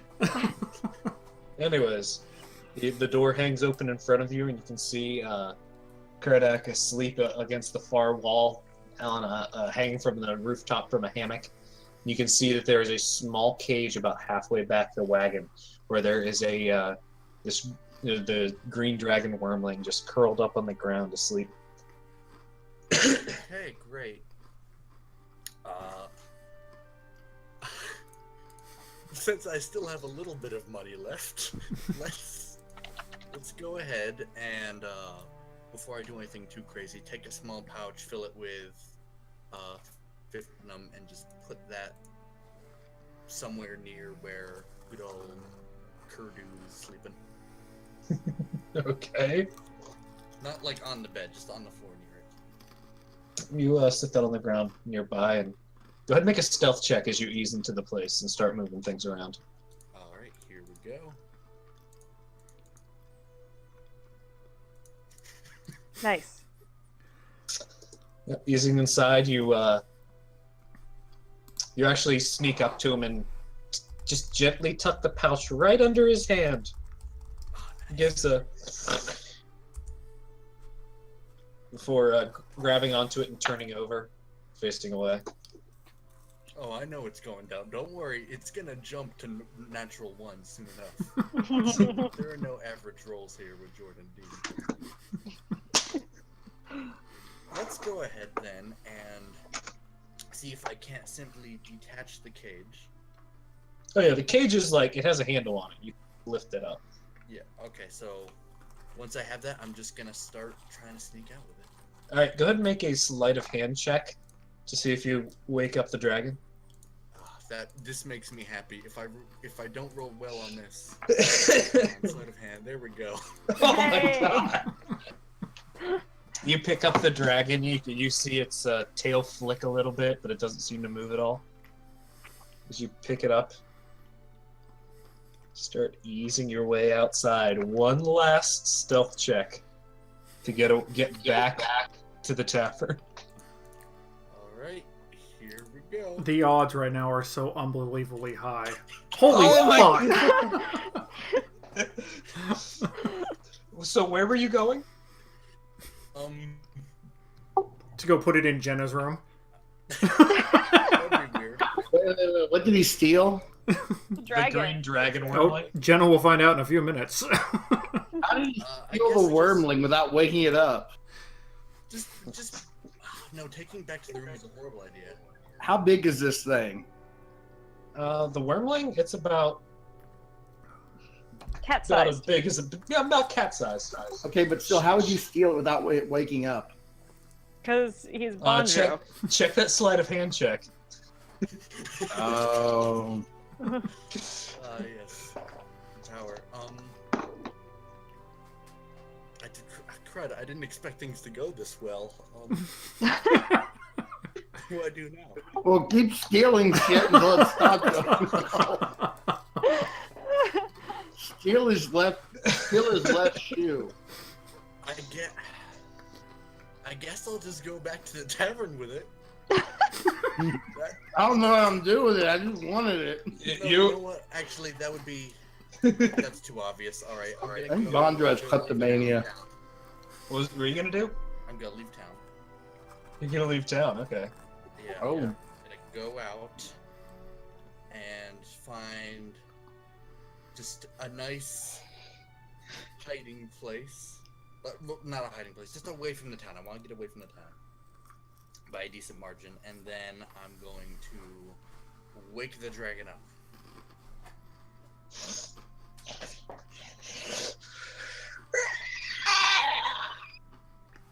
It turns into Ridley from Samus. It looks up at you, looks around, looks up, looks left, looks right, looks down. Is there an animal insight check to see what I'm getting from this? Yeah, be an insight check. Okay. Well, there's animal handling, right? There's animal handling. Yeah, but you're not handling the animal. You're trying to figure out what its temperament is. Oh, And there we dragons go. aren't animals, they're dragons. That's fair. It's Pat, it's Jaden's looking barking at the pretty. back door. Dragon, Hmm? by the way. Jaden's barking at the back door. It's looking I love pretty this. freaked out right now. As it looks up at you and goes, Oh, it can talk. which you recognize as from Terena and your time at Alicia as Draconic. Great. This is slightly worse. You know, like bad decision here. So you didn't steal the dragon, you kidnapped it. Yeah. All right. In that case, I'm just going to open the cage and see what it does. You're gonna open the cage? Yeah. Like You release it, it flies off, and it gets eaten by a larger dragon. Oh, I thought he took it out of the cage with him. I didn't think he took the whole damn cage. No, Yeah, he took the cage. It's in a cat carrier. Make You an stole the animal. whole damn tent. As you open it up, go ahead and make an animal handling check to see how it treats you. God damn, that's a +0. Here we go. We never see Bonjo again. Oh shit, we might actually not see him again. You open the cage up and step back, hands up like don't want no trouble. It crawls out, curls up, looks at you, and exhales this cloud of green gas. Go ahead and make a Constitution saving throw. Oh boy. Bye, Bondro. It's a wormling. It's a wormling. It doesn't Oh, nothing. God. He still failed. You take, fuck it, we'll go with the average. 21 points of poison damage Okay. as it leaps into the air and begins flying off. Okay. What direction is it flying off in? May I ask? It seems to be flying off vaguely towards the south. So not town again. Not towards town, no. Okay, then I accomplished my mission. Worse for the wear. I'm gonna attempt to not hurl after experiencing that. Brush myself off. Realize that there's a cage here. Thaumaturgy can set small fires, right? Well, this day wouldn't have a wooden cage. What is this cage made of? It's reasonably strong wood, but you've got like flint and steel. Oh, it is wood. Okay, then I'll burn it. Yeah, you can burn that Just thing. start a dumpster fire. Even if the parts of it that are metal, once they're left over, are just a bunch of metal rods. That doesn't indicate anything. You have a whole thing of alchemist fire. I have much more than one. I'm not using that. Anyways, you burn the cage and head back to town the next morning. You guys wake up. Jenna, the boots are on your feet. Yeah. Been sleeping in them, getting all ready for this shit. What are you doing? It's like a kid on Christmas morning. What are you gonna do? She's gonna run downstairs and see what Santa got her. Not literally, of course. That's because Rodith is Santa. I don't know if I want that to be true. But no, she's gonna kind of go outside, and then it's gonna occur to her that she never really asked how to activate the damn things. So she's gonna do what Spider-Man did in the first movie and just try random stuff to see if any of it works. She's gonna try jumping. Go! Fly! Yeah, go web now. Yeah. She tries, jumping first. Does that work? Doesn't seem to. Damn it, I'm out of ideas. No, no, she tries stomping her feet like the other boots. Go ahead and make an intelligence check as you start going through the various Okay, possible this could ways be this rather could operate. embarrassing for all of us. Oh, okay. You spend a good hour and a half tinkering with the boots, clicking the heels together, trying to jump, trying to cartoon character run so fast you start flying, saying different words, and eventually, as Terena and Titius begin walking up to Alnwick and reconnecting with you guys, which we'll cut back to handle how that happens, you start thinking, that bastard robbed us! These boots don't work!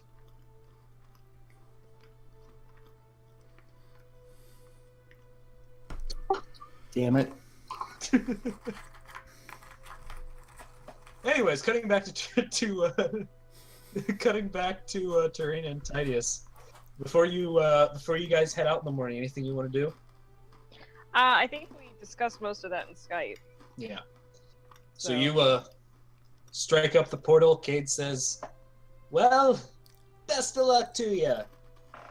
Thank you again, Kate, and sorry we didn't get that stuff taken care of properly beforehand. We'll make sure that doesn't happen again. No worries. So you guys step through the doorway, appearing in the strange log dome cabin. You suddenly see this swarm of the same hummingbird that pecked at your shoulder, but like 30 of them just hovering in midair, blocking the other doorway. You know where the door is. You hear Yeah, echoing from hummingbird's not needed. Come on, Tidius, let's go. Let's go find everybody. And as soon as we step outside, Tor would pop on there and be like, "Morning, where y'all at?" Yep. Jen, as you finish futzing with your boots, Rodith, you taking a nice leisurely morning, eating your food. Bondro as well. You guys hear her voice over the earring. Where in town? Over at the Boar's Head Inn. Okay, heading your way. In the background, you like vaguely hear Jenna outside shouting like weird arcane obscenities. I want to actually try it. Does that ring require attunement? You could have attuned to it. I couldn't attune to it? You could have attuned to it. I want to try attuning to it. We'll go ahead and drop... we'll drop the headband. Yep, you wear it for the night. You having slept in it, you wake up the next morning. Over your breakfast, you look at it. What do you want to do with it?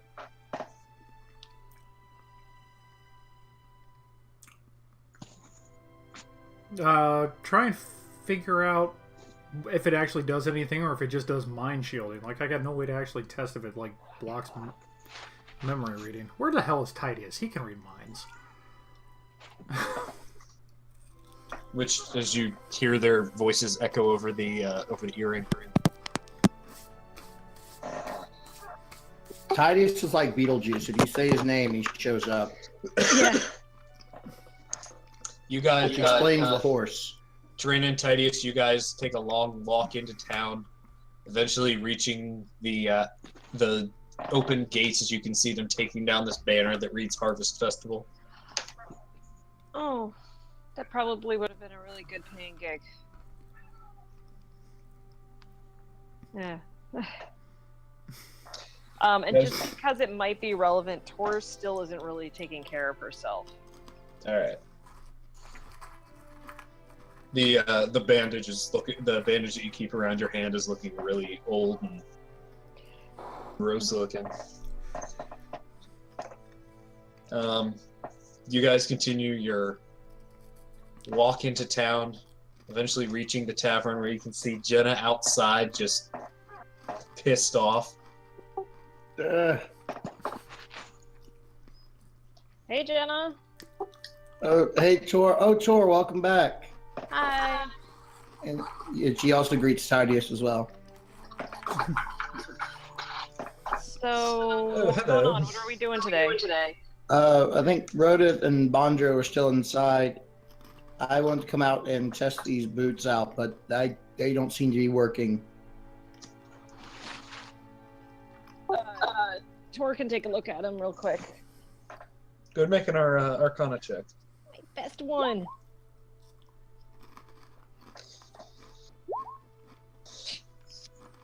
Oh, there's wings on the side of the boots. Guess they might be good for flying. Did you get flying boots, Jenna? I think that's the guy said. We ran into a Dragonborn named Mox Belmore. He put on a show last night, and after the show, we went to talk to him, and he sold us some things. And Rodith got me these boots that supposedly were supposed to let me fly, but I cannot figure out how to get them to work. Wait, who sold them to you? Because a cat just jumped off of my lap and knocked my headphones out. That's so meta. Anyway, no, it was a blue-scaled dragonborn named Mox Belmore, and don't worry, we asked. He doesn't seem to be with that other group of Belmores that we had trouble with a few months back. That seems oddly coincidental, though. No. Belmore. If you'd like, we can go look for him because I really would like to know how these boots work. Where was he set up? Yeah, show me this Belmore. Behind the tavern. Jenna would try to show them to the place, praying that he's still there. Yeah, Tidius is just chomping at the bit. As you guys round the corner, you can see there's a wagon there. Any signs of life around? Wait, Tidius didn't even join us until like after the whole Belmore thing, didn't he? Yeah, Yep. but he wants revenge on them because they kidnapped his sister. All right. As you around the corner, you see the wagon is gone. Did you say something, Tor? No. I thought you said the wagon was Sorry, what'd you say? You said at first the wagon was there. What about the wagon? You said it was there just a second ago, and now it's gone? No, I said that as you go to where the wagon was, it's not there. Oh, okay. Yeah, he did say that. We gotta find this guy. I would like to fly. At this point, Jen has completely neglected to mention the centaurs or anything like that. Yeah, I thought we were supposed to be, like, taking care of the centaurs so the jerk wizard would get off our backs so we could go on to Avernam. Oh yeah, we did find out there. I think there's a herd of them in the plains to the west. There's also bandits out there that we think might be the problem that the centaurs are having. Okay.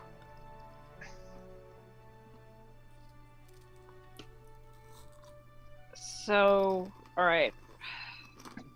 Tor walk into, is there an innkeeper, like someone who's the manager around? Yeah, you see a couple people behind the counter, a couple waitresses handing out breakfast, some others who are starting to do some prep work for the evening, for the day. Pardon me, friends. Yeah, what do you want? Just arrived in town and heard that I seem to have missed a rare chance to speak with one of my own kind. Any chance that you know where he went? The troop guy, yeah. He left late last night. Bit of a rush, too. Something tells me that ring doesn't work either. I know it doesn't work.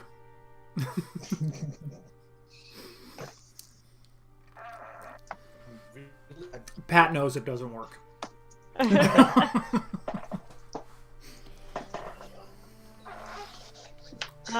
Any chance you knew where he was going next? Not a clue. Comes back every year, but other than that. Alright. So he doesn't mention any other places that he goes, like for the winter festival or anything? Go ahead and make a persuasion check. I'm not too bad at those. Oh, God. The Bondro. He's they're heading south down to Portsmouth, I think, or something like that. Heading to Portsmouth. Excellent. Thank you. Jenna's in the back, just kind of like pounding on a on a column. The bartender just holds out their hand absentmindedly as they go about their business. Well, let's see. Tor has one silver piece left. She'll give that to them. And now she has no money. Yeah, takes it, deposits it. Pleasure. Take care. All right, let's go. Where's Bondro and Rodith at this time? You guys would be eating lunch right now, if I were to guess, or eating breakfast rather. So we would have seen Tor and Tidius and Jenna come in. Yeah. Oi! Oi! Jenna's in a corner looking like the picture of the post. All right. So, you guys got swindled? Is that what I'm getting? Did we?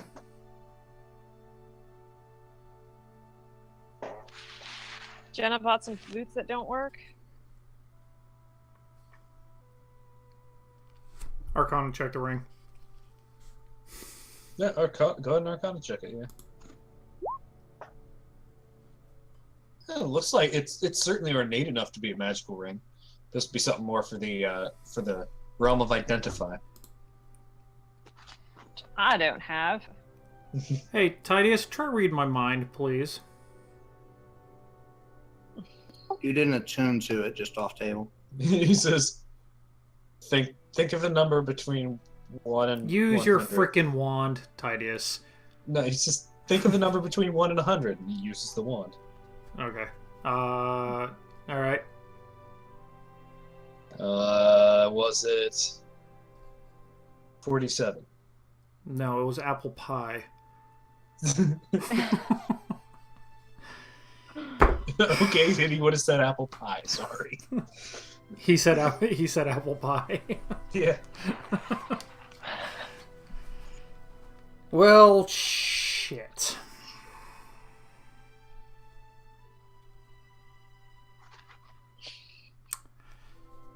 Add him to the list.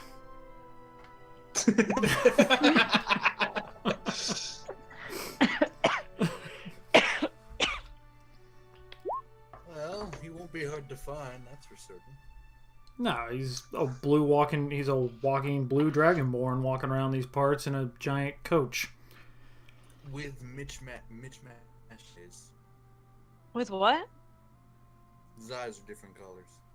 Would that mean anything to Tor? Go make an intelligence check. There's a green one, and what was the other one? Blue, right? Red. Red. Red. Close enough. I bet these health potions don't work either. Oh god, Well, no. They You completely think won't. about it, and you got red, you got green, you got blue. That's 3 colors of dragons.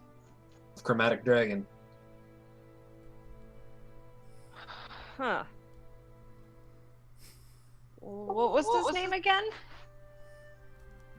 Max Belmore. Not. Just 2 names. He was raised by halflings, according to him, but if the ring really isn't magical, then I don't think we have as much information on him as we had in the first place. I wanted to fly. It's alright, Jenna. We'll make you fly. Alright. I will So- take that very ornate ring off and put the headband back on and start attuning to that. Well, you wouldn't have unattuned to it over that period of time, so you plop it back on with no difficulty. Alright. Okay, so you Didn't guys got lose it by swindled. attuning to the non-magical ring. Yeah. Rodith, don't you know better? You don't buy stuff from the traveling guys. Come on. Buddy, you had a Do fake that. hand. Tor, when was the last time you had a bath? Fuck off. Let's go get some centaurs. Yes. Oh, and Tidius, don't bring Kloppy with us. Oh, you mean Kloppy? As you hear him outside. She stays here. And you hear a voice She'll outside. kill everybody Nonsense. here. That's my horse. We hear a voice outside of a random passerby going, "Hey, where did my horse go?" I thought you were gonna say, "Hey, where did my child go?" Hey, guys, go ahead and finish breakfast. Tor, come with me. Oh God, that's suspicious as all hell. Okay. Jenna calms down and goes to eat breakfast. Jenna, we'll get this sorted out for you. Let's go head over to the bar. Alright. You got a bathhouse? There's the creek. It's a nice pool where it sort of... Yeah, you can bathe there. It's outside of town. It gives you directions. Hey, guys, we're going to head out to the creek. Okay, don't tell us. Just give us about 30 minutes. Start heading that direction in about 30.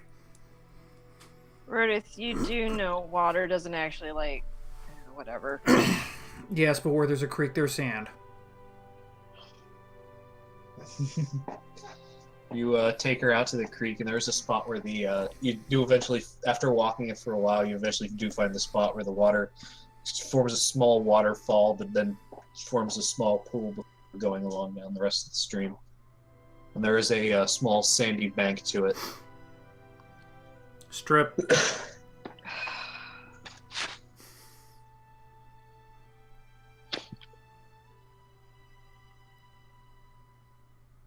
She would kind of give Rhoda the death look, but I think she's recognizing at this point she's probably starting to get some scale rot, so. Yeah. Let's get you cleaned up. Half tempted to message Nesta and ask her about this, if this will ever stop. This is really fucking annoying. Do it. I kind of used up all my message slots for today, and I gotta mark off that I used the teleportation circles slot too. It's a brand new day. How did you burn through all the message slots already? Thais wanted me to message Kyra.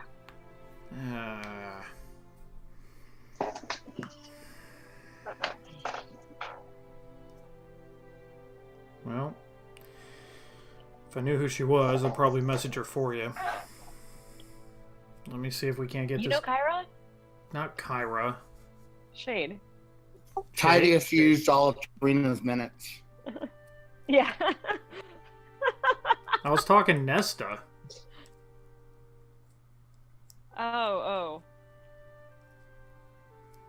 Yeah, I'll bug her later. It's not urgent. I had messaged Blacktrix too, but she's pissed at me to say the least. I can't imagine why.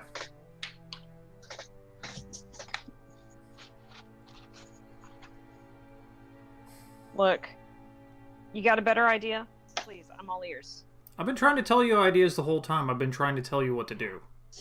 Your thought is just to leave him there. My thought is to leave him there and bide time until we come up with an idea. You ran head first into this. From where I'm standing, you didn't think about this. Raise your arms.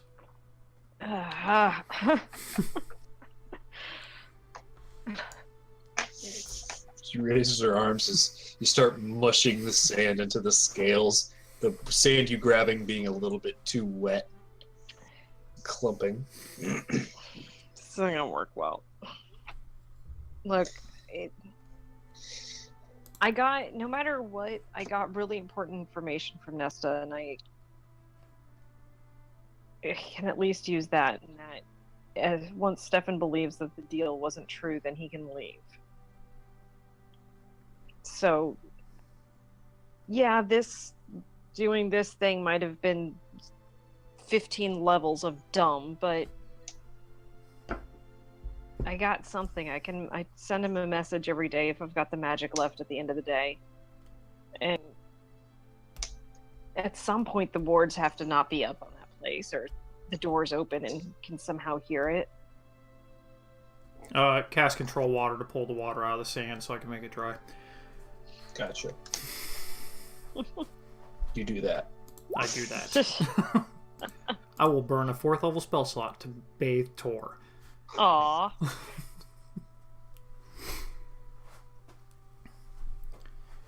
Tor, this is... Pardon the analogy, but this is the same as getting a tattoo for a guy. I don't see how. You care for him. You want him to... You want to protect him, and you want to make sure that he's safe. And the best way you could find to show your love for him, you went and you made a deal with a fate. That's going to last forever. Yeah. Like I said, I know it's not the smartest idea.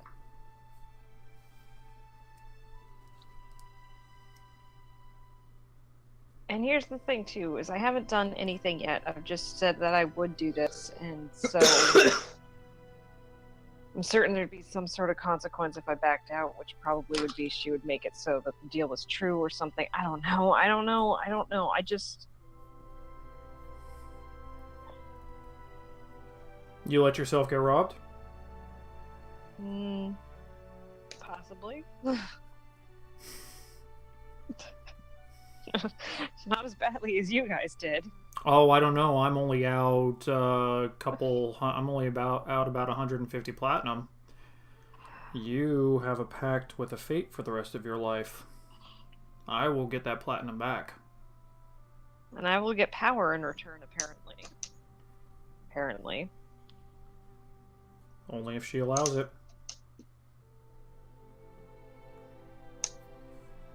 When I get that platinum back, I'll have it. And then I can decide what to do with it. When she decides to take that power away, what do you do? Continue to perform and be a bard.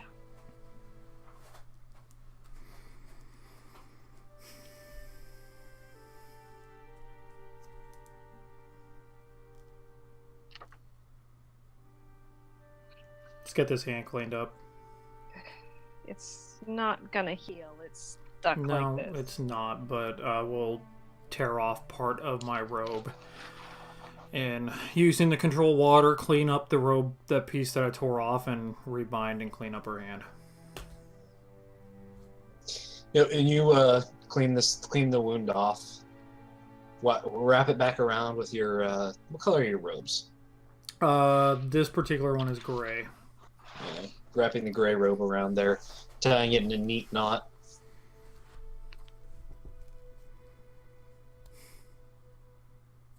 Let's go see if they got any medical kits or any bandages that we can purchase in town. I have a medical kit. Well, why didn't you say that before I tore my robe? Well, you didn't ask. I didn't know why you were tearing your robe. Let's get your hand cleaned up. Tear? Okay. What do you think I was doing? I don't know. I have a healer's kit. Use mending on your robe. That's gonna take me all fucking day. Give me the goddamn medical kit. I will delete that from my inventory now. I will I add have a healer's kit. I will add a healer's kit to my inventory. Which I don't have. I've never had one.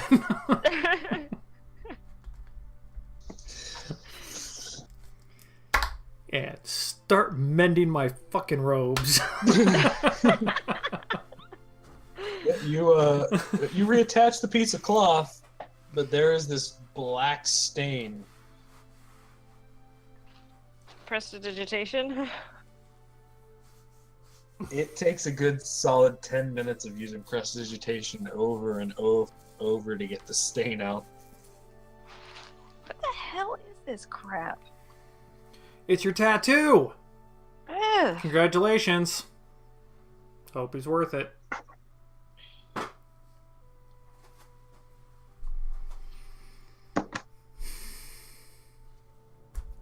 I ask you again, if you found out your parents did something like this for you,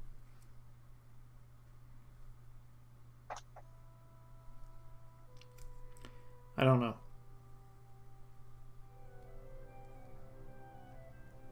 I know, it's easy for me to sit here and play the all high mighty right now, but in all truth and honesty, Tor, I don't know.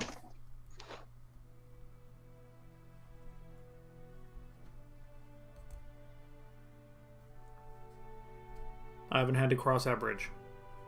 Rodith, you know this. And you maybe understand it a little bit better now that you've been to Alicia. I was never accepted for being me.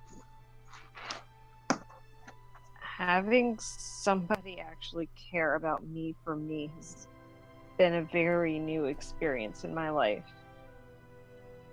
And to find out that someone cared that much about me and to keep me safe, I can't let them rot.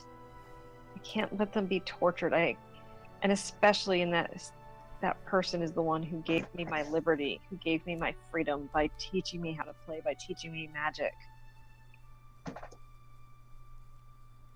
I can't repay his love with indifference of letting him rot there forever.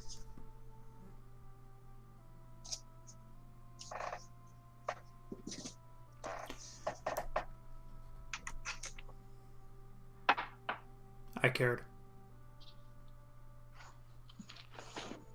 I know you do. And I would do the same for you. And I would still yell at you about it. And I know you would. Yet I keep you around anyway. I thought I kept you around. You know how I said it was all an act? Which part? I knew the reason we got chased out of all those freaking towns wasn't my freaking music. It was your gambling and your whoring that was getting us into trouble.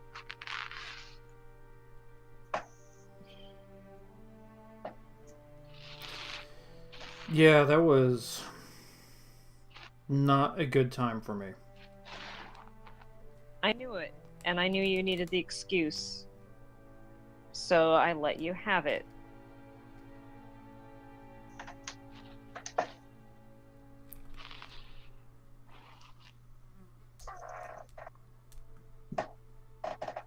I got nothing.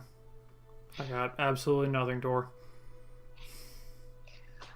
Thank you.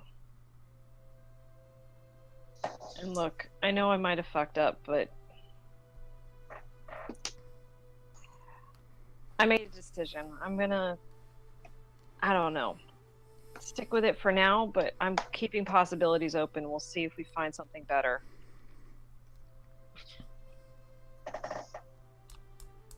Come on, let's go find some centaurs so we can go find your family. You guys start heading back to town. Bondro and Jenna, what are you guys doing while they're off lollygagging? Chit-chatting and heart-to-heart. The first thing I want to do is get it through Tidy's head that we're abandoning Cluppy. No, we're not. It's my horse. But centaurs don't like other horses. Okay, leave your guns behind. I'm George here. Tidius, we're there to find out what's bothering the centaurs, not piss them off. I mean, you know me, Tidius. I like a good fight as much as anybody, but I would prefer to fight people that are actually our enemies and not go around making enemies of people that don't mean to be, especially if there's actually 100 centaurs out there like that orc said. You know what? Why are we even bothering trying to help that guy? He was an asshole. Let's just forget him. Let's just go to Abernath. Fuck that guy. These ideas. We talked about this in private. Don't. I'm looking.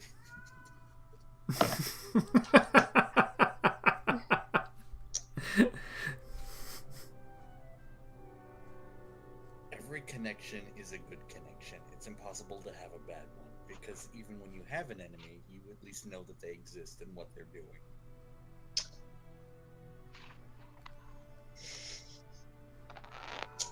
I'm not leaving Kloppy. Alright, you can take her, but you're not allowed to ride on her. Jenna, would you leave your falcon behind if we asked you to? My Falcon, Talon, he's currently in his statue form. Never mind. Never mind. He just fist pulled.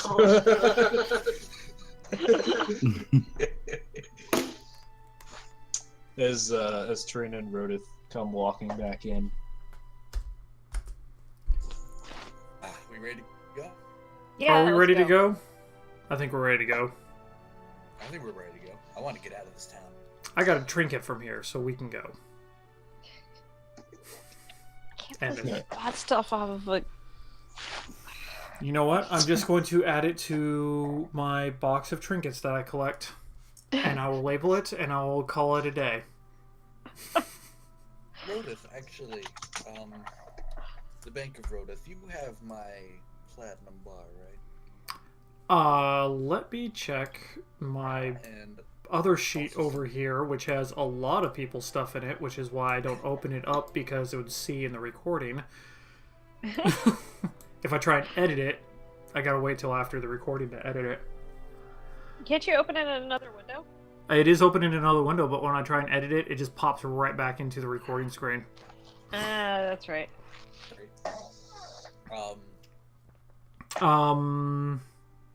Yes, I do have... I have your stuff. Do you want me to whisper what I got? No. You do have some platinum coins as well, though, correct? Say what now? Platinum coins. You have to and the bar. Yeah. Okay, good. I'm just making sure that it's still there. It's broke. Yeah, this is... Here, I will actually... Let me whisper this to you, just so that way you know. Alright. As you guys are fiddling with this stuff, heading your way out of town, Tidius walking Kloppy out of town with bitter resignation. Have a whisper. Half of it whispered. You hear this sound echo through the town. What the hell? Sounding very half-orcish in nature. Maybe he got ripped off by that Dragonborn too. Yes, Possibly. that's probably it. So we should leave now. Alright, you guys start the long walk across the cradling heath. Perfect. Now that Jenna's out in the wilderness again, she is kind of in a slightly better mood. Kind of sort of getting all over the, not getting over the boots, but they're not. He's distracted from them. Did you give the party fund chest back to Rodith, or do you still have it on you? I gave it back to Rodith. I think I messaged you how much money we got. I gotta look that up now, but I'll add it in there. I can find it real quick. As you do that, I'll go ahead. Yeah. You guys walk across the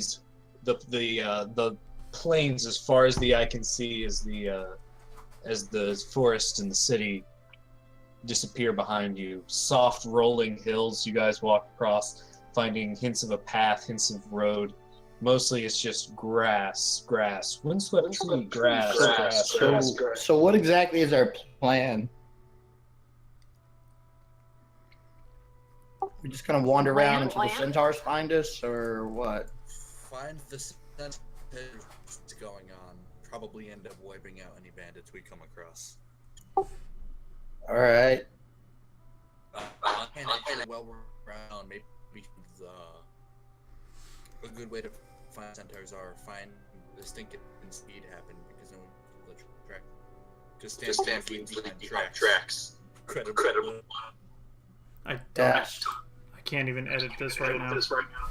I can send Talon up to like fly around and see if he spots any sign of the centaur herd. Good idea. Let him stretch his wings too. That'd be a good idea too. Jenna kind of mopes a little bit in her head about how she can't really fly up and join him, but she goes in and gets Talon out and throws him up. Throws a little miniature thing up in the air. Goes Medinchina. Flies back on your shoulder after a quick casting. What do you require of me? I can't hear you. Hey Talon, good to see you again. It has been a long time. See, so we're out here looking for some centaurs. You think you could fly up and see if you spot any sign of a centaur herd? Or just maybe some centaurs What is roaming around? centaur? Oh, that's right. I probably should tell you. Apparently, there's some sort of half person or half human, half horse thing. Yeah. Taking today. All right. Leaps off your wing and disappears into the sky. Jenna watches him fly off mournfully. About a half day's walk before Talon rejoins you and comes to a landing on your shoulder. There is herd north. North, about how far? He he uses his nose to sort of direct you. If you guys keep going the way you're going, you guys should and move a little bit to the north. It should take you guys should be there in about. It should take you about. Excuse me. Talon hasn't. Talon has hay fever. Okay. All right, thank you, Talon. You want to stay out? Yes, very much. All right, that sounds good. All right, she relays to the group. It's like Talon says that the herd is to the north. Well, let's head that direction. You start heading in that direction with Talon pecking at your shoulder and like correcting your course as he goes. And eventually, you guys see as you guys continue walking through the heath. Let me change the music. This is the wrong music for this. There we go. Need the music from the crap. I forgot the name of that place in World of Warcraft. The Torians. Oh, okay. Yeah. Baron's chat. There you go. You guys start as you guys continue heading along. You do eventually spot a splotch of brown on the horizon.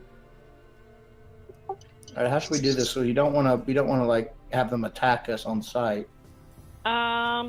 Okay, well, here's the fun part. I've used all my spell slots for tongue, so I have to cast it at a higher level, which I don't think allows me to, like, cast it extra or anything like that. Nope, doesn't do shit at higher levels, so... That's alright, I still got some spell slots for tongues. So I go through and I figure out what I would have prepared this morning. You guys continue walking as you start thinking about things. Easing a little bit closer. Go ahead and make a perception check all around. That's Okay. one. Oh my god, I can do it without disadvantage. For Oh my once. gosh! What is this world? Doesn't mean anything. Goddamn. Well, I Ooh. guess that Jenna now and that it's Rodith not notice a lot of literally stuff. just me. Rodith hasn't pulled out his shield yet, he just has his staff out. Right, Just Rodith walking with it. and Jenna, as you guys What about Look- Tidius? look Wanna in roll the for him? distance. Oh, roll for him. He does not roll well. As you guys look into the distance, seeing the splotch of brown starting to move and actually grow closer, you squint. That splotch of brown. That's not centaur. That's elk. And they're heading toward you. As the ground starts to shake, you hear this. We're moving. Start moving. We hear that music from the Stampede scene in Lion King. Yeah. So do we do Prometheus running away or non-Prometheus running away? We're doing non-Prometheus running away. We don't run into the shadow. We run perpendicular to the fucking shadow. Okay. We do non-Prometheus running away then. You guys, Like climbing a tree and letting them pass, but this works too. you guys get out of their path as the elk thunder right past where you were with little to no difficulty. Okay, Talon, Yes. those are elk. What is difference?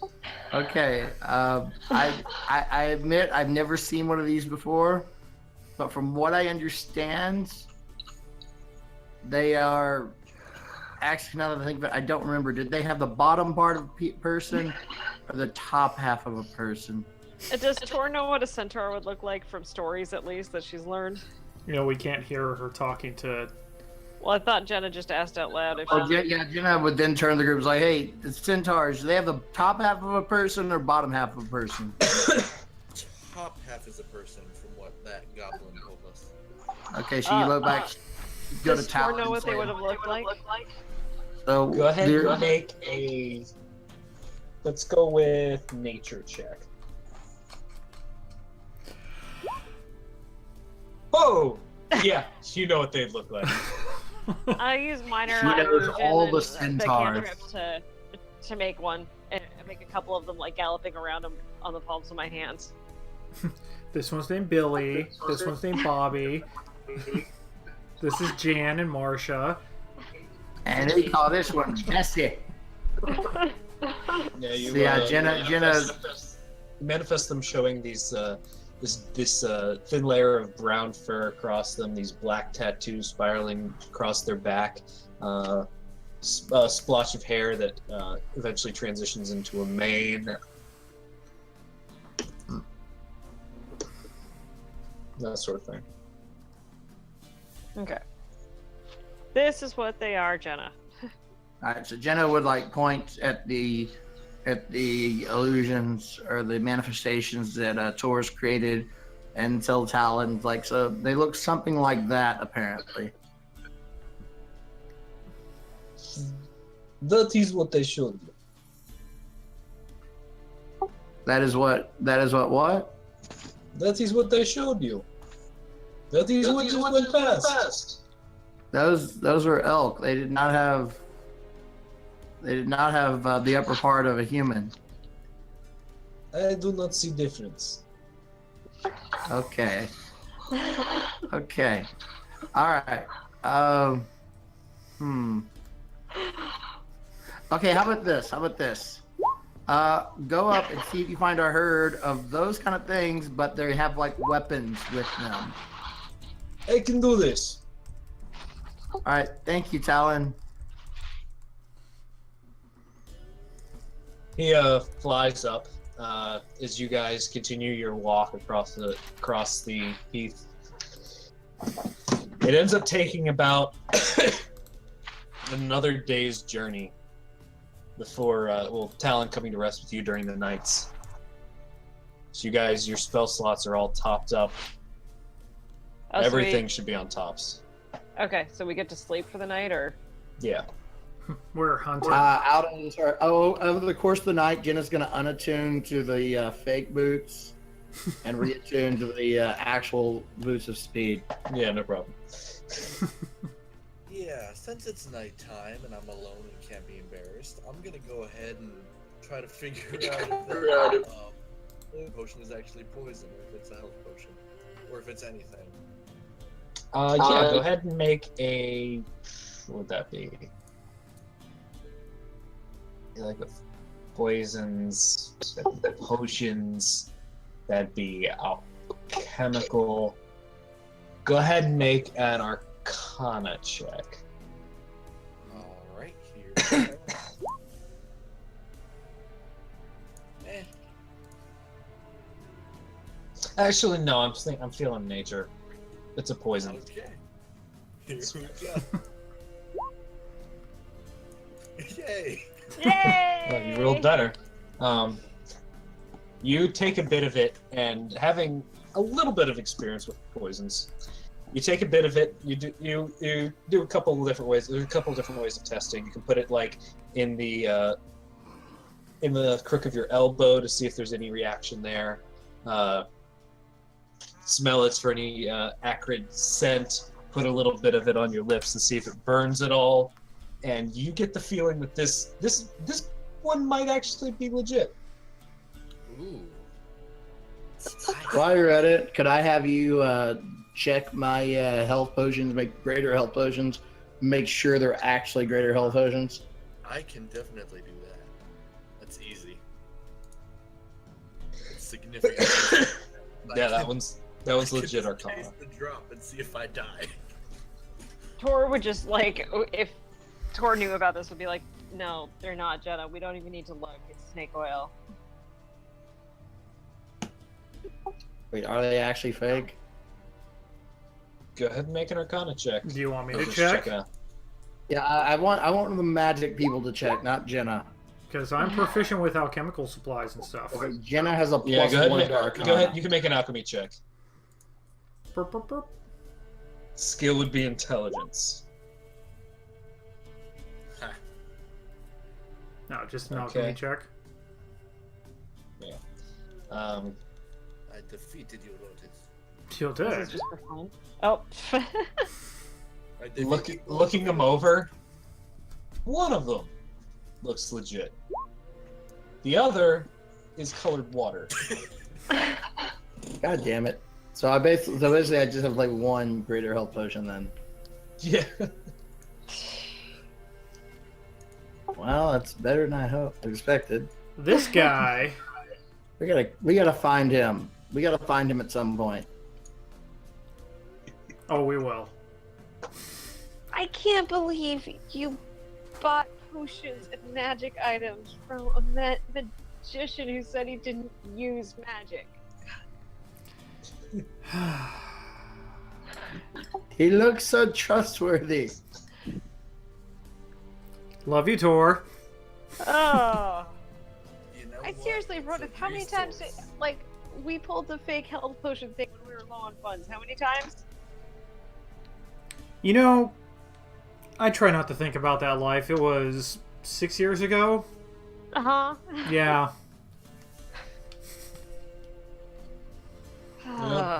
Tidy's pipes up. You know, this is why I only trust Mord's stuff. At least he's consistent. He'll screw you over on the deal, but you'll get what you paid for. I mean, he's an asshole, but yeah, you actually get what you pay for.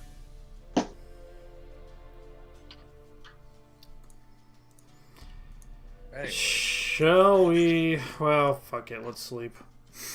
You guys sleep for the night. The next day, you continue across the heath. At one point, you pass by, very distantly, these three black cat-like creatures with the same tentacles growing out of their back, ripping apart some beast.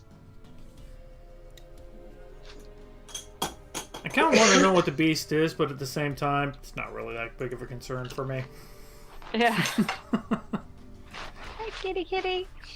Continuing along, as you guys ease into the next night, Talon comes back. I've got you. They are coming. They're coming. What do you mean they're coming? They're coming this way. Like a stampede, or like just leisurely strolling? Are they like running towards us, or they appear hostile? What's going on? They are moving. I hear squawk, squawk, squawk, squawk, squawk. Okay, Jenna. Yeah, that's right. Jenna turns back and says, Talon says that he's seen what he says are centaurs coming this way. Yeah, but your bird also saw elk and thought they were centaurs. Well, I asked him this time to like search for centaurs with weapons. So unless elk are carrying weapons, Bandits can also carry weapons. okay. Well then, so either something is coming towards us. What should we do?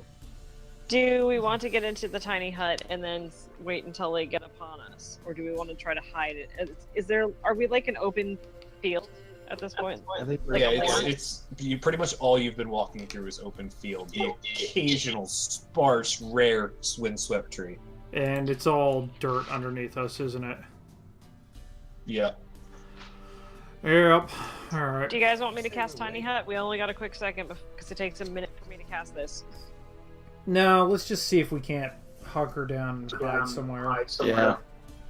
It's like go behind a little like rolling hill or something. You guys, these are behind a bit of a hill, a bit of a section where the rock is sticking up. Oh, there is rock. A little bit.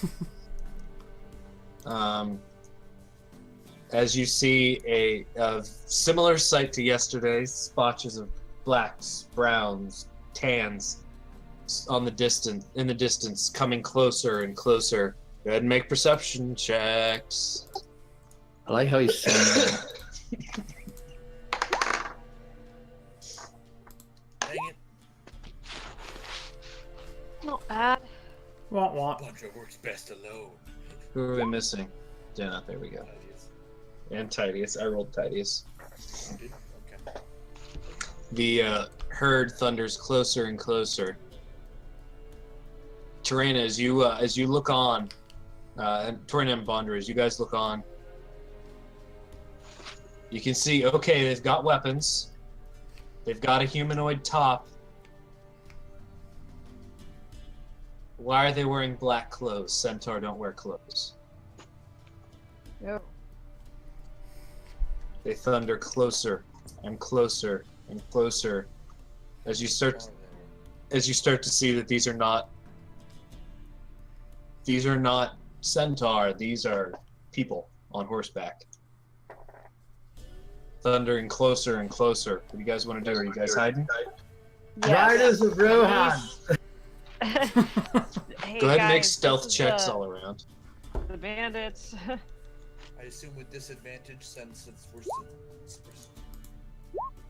Yeah, with disadvantage, go and make some stealth checks. Fuck. Still 10. 11. Ha! Jenna does not need disadvantage. She's perfectly capable of failing her stealth check by herself. How did Rodith get double rolls? Because it was with disadvantage, so I just rolled it twice, and I still got two okay. 10s. Oh, okay. Yeah. So you got. I was gonna say, did you use Holy 10? crap! No, not yet. What the hell, Jennifer? Jenna's Wow. like, my disadvantage is 22. Okay. So that's how you get high rolls, guys. Say you're not going to get them. Oh god, to roll 20, you are odd and fickle. My shield's coming All right, out. I'm gonna turn off the video here because I'm in my bedroom now and the connection's not very good. Don't worry, I'm an underwear sleeper myself. Underwear. There's that too. As you guys curl up against the Okay, rocks as have best kids. you I can, have you no can privacy. see the horses, the bandits on horseback, right up above you. It's the horsery bandits. You can feel the ground thundering beneath your feet as the horses ride up you're pressed up against this hillside. The hillside rises up and they ride up the hillside. You can hear them thundering away. Then the thundering gets louder and louder again as the bandits begin to circle your position. Alright. As they come to a stop. Oh shit. Okay. Good. I don't know if you want to do something as they were getting in position. Yeah, I was gonna do silent image of so let's see, it's 15 feet. So it's gonna be 3 centaur looking like foals running off in the opposite direction coming from our position out. All right.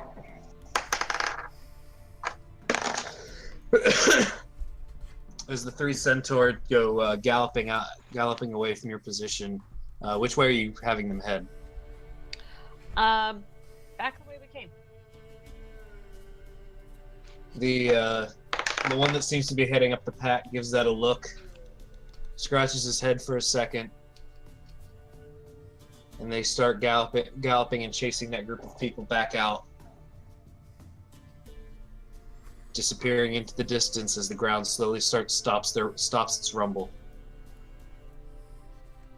Shall we continue? Are you sure we could just camp here for tonight?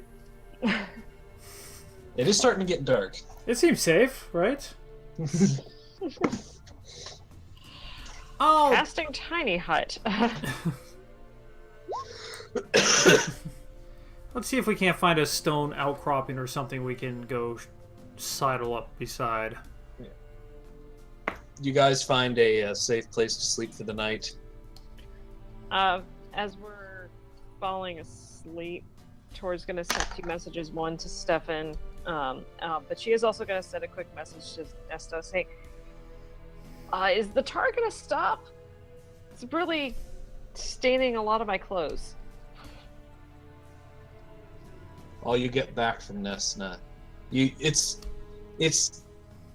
how do I want to handle this? It's painful, very painful for you contacting Nesna. It's like there's a sharp dagger in your mind as you attempt to send this message to her. You end up taking about 13 points of necrotic damage, Fuck, I just want to. Okay. but all you get back is this. Fuck.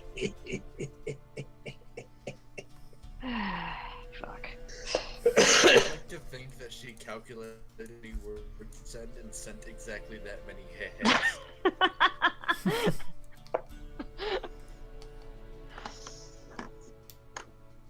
The next morning, you guys wake up, continue your walk across as eventually you come across about midway through that day this flat area where a single hill rises up almost very awkwardly on the hillside. The angle at which it rises is just a little too steep, a little too straight. It's not sitting right for you. Maybe about 20 feet tall, 40 feet in radius. It forms a near perfect slope against the flat ground. A circle of pikes surround it, facing outwards, and at the peak is a single large pike standing with a bit of hide lashed to it that forms sort of a makeshift flag, and it billowing in the wind. Like a fort up on a hill? No, it's a very small hill, but there's a single flag on top of this strange hill. Capture it. I'm gonna go run and capture the flag. Well, that was ominous. Yeah. What would Bondra? Rodith will head that direction and go check it out. Bondra, go ahead and make a history check. This is specifically about the culture.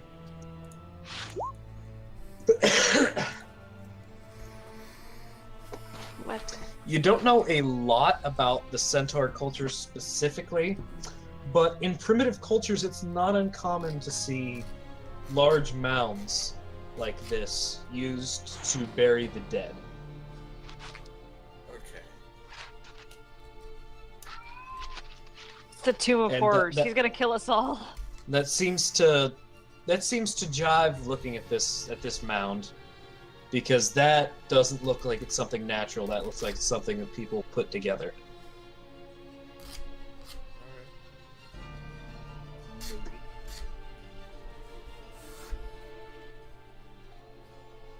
I'll tell the group that as well, by the way. Sorry. All right. That's fine, I'll still go up and check it out.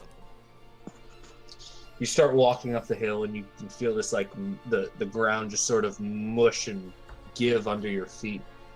So, Tor would be looking around for like signs of the centaurs. See if they're around anywhere.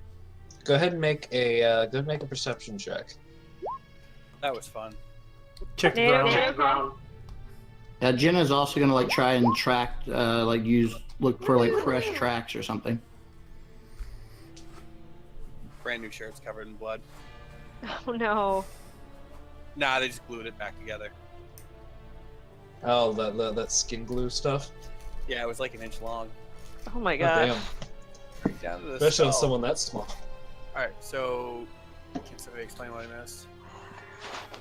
For 3 days, we've been trekking through the wilderness to find the centaur herd.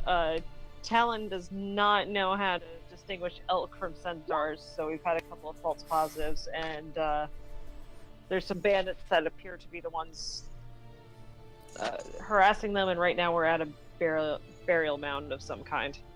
And Bondro has been wholeheartedly trying to convince Titius to not ride Kloppy, as it's an offense to the centaurs if they caught riding horses. He's trying to convince him of that? Yeah. Does he realize Titius wouldn't care?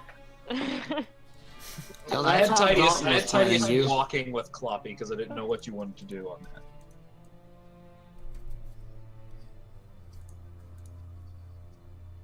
Oh, you got the Triclops in your lap there. He's got a third eye just for it. Yeah, pretty much. Also, back in a lot of the beginning was taken up with events in Alnwick. Yeah, I remember the festival and stuff. We all got swindled. Yep. Huh? They got swindled. I got flying boots, which turned out to be a lie. From a dragonborn performer by the name of Mox Belmore.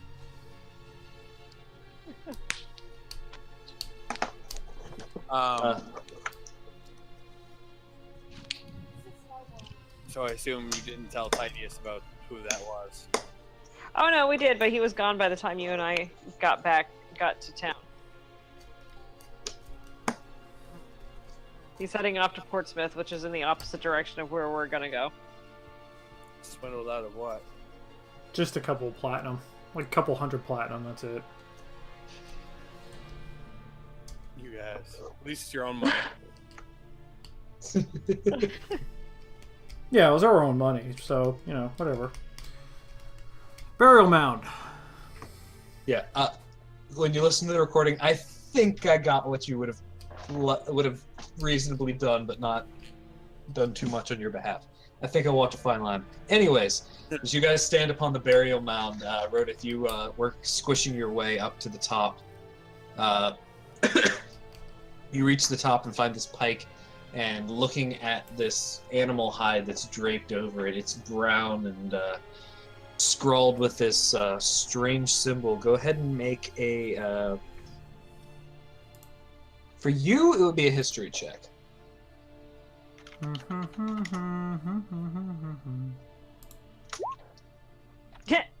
Yep.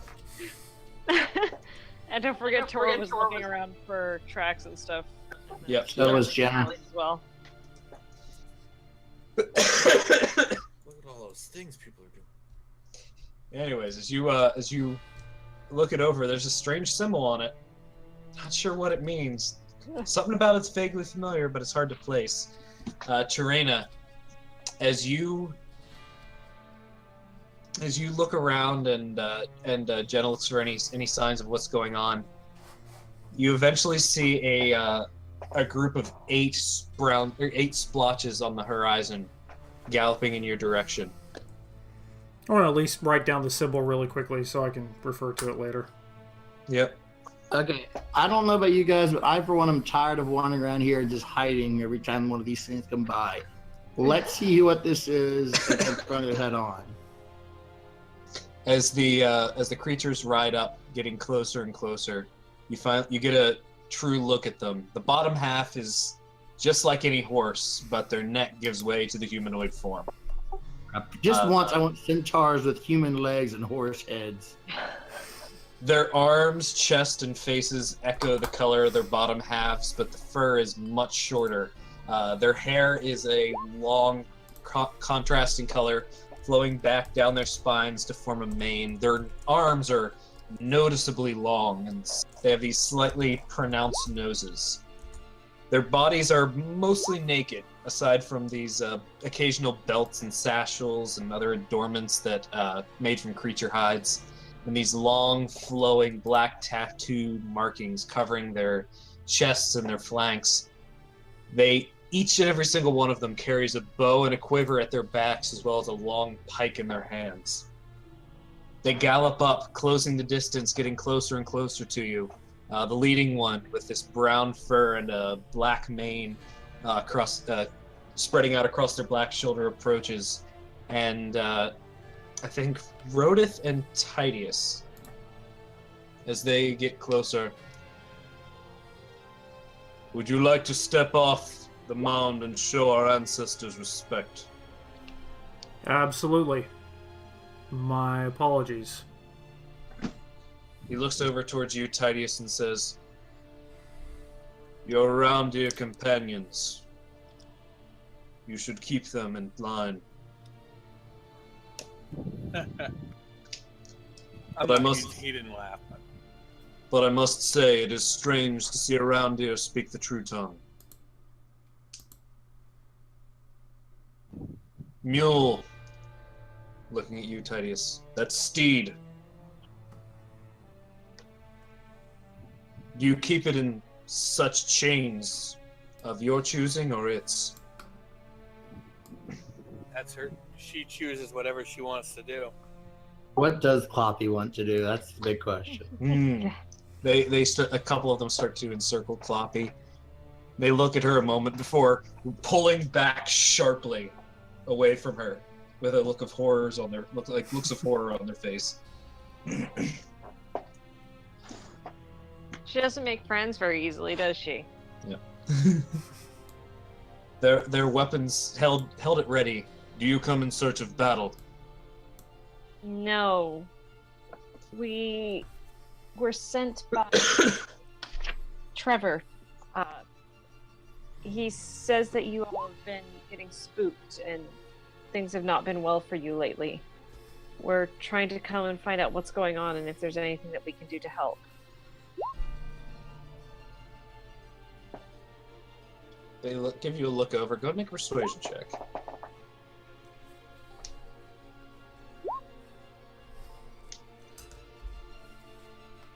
You may follow, but you must walk upon the 2 legs Scarrett gave you. That we shall. We can. I wanted to fly. You guys continue walking, their pikes at the ready. Talon coming flying down to your shoulder, Jenna. I have found them. They're now ahead of us.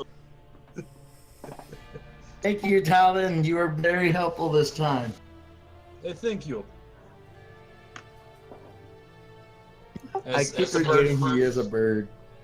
As the bird flies down to your shoulder, they look back at you strangely, Jenna. And I tried. Titius, Terrain, and Rodith. You hear them whisper to one another in Elvish, I should specify. She walks with animals. She knows his ways. That is one animal. We will see. Ooh. You guys continue walking with them. They form up around you, keeping their pikes at the ready, sort of like a almost surrounding you, but leaving your back flank open, so that you're not like completely caged in. As you walk What are your names? What? What are your names? I'm Torina.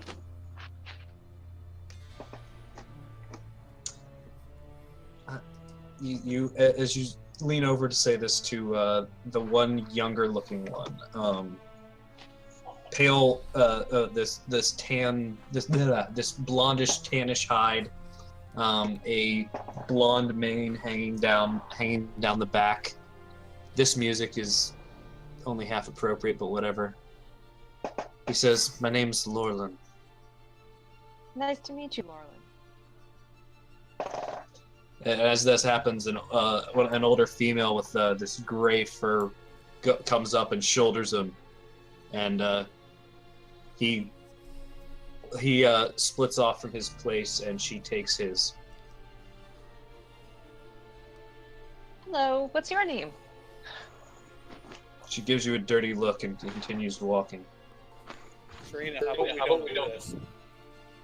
I'll call her Ophiliasa. Let's not call them anything for. Let's not name them, please. Well, she's everybody not has wanting be to our give me her friend. name, and so I figured that she's acting like my mom, so that works.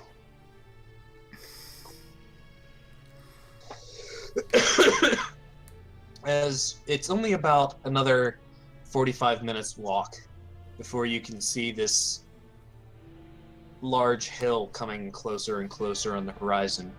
You guys eventually coming into, as things come into focus, you can see your centaur companion's speed begin to slow as you reach a series of hills dotted with bits of color. The largest hill in the center boasts a strange marker on top of it. 2 roughly carved pillars of stone with a third stretching across the top. Getting closer, you can see that the dots of color are centaur, conversing, resting, training. As you get even closer and closer, you can see that in the distance, a few of them are releasing birds and training with them. Others are fornicating out in the open, only given a bit of privacy by, and they're only given a bit of privacy by scattered blinds of wood and animal hide. There are very few child-sized ones, maybe 5 or 10. The rest are all fully grown, wearing no clothes. But it seems that the more and more tattoos they seem to have, the more respect they're shown.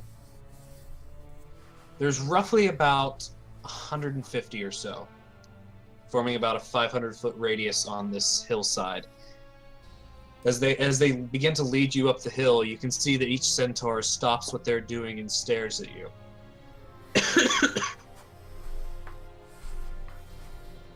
Hello. Which one of you is Bulbasaur?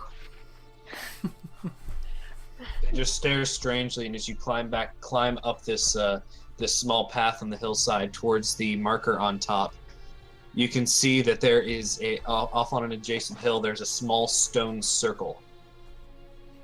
That seems to be completely dirt in the middle. And as you reach the top, you step around the marker, coming to a dugout section at the top, where 3 males and 7 females sit. The males seeming to be a considerable amount older than the females around them, and have this air of power about them. On the left sits a one with white fur and this gray mane, a brow wrapping around to meet his hair. On the right, one with black fur and black mane, a thick, long beard, very muscular. And in the center, one with auburn fur, a black mane, that arises to approach you, holding a pike adorned with crystal.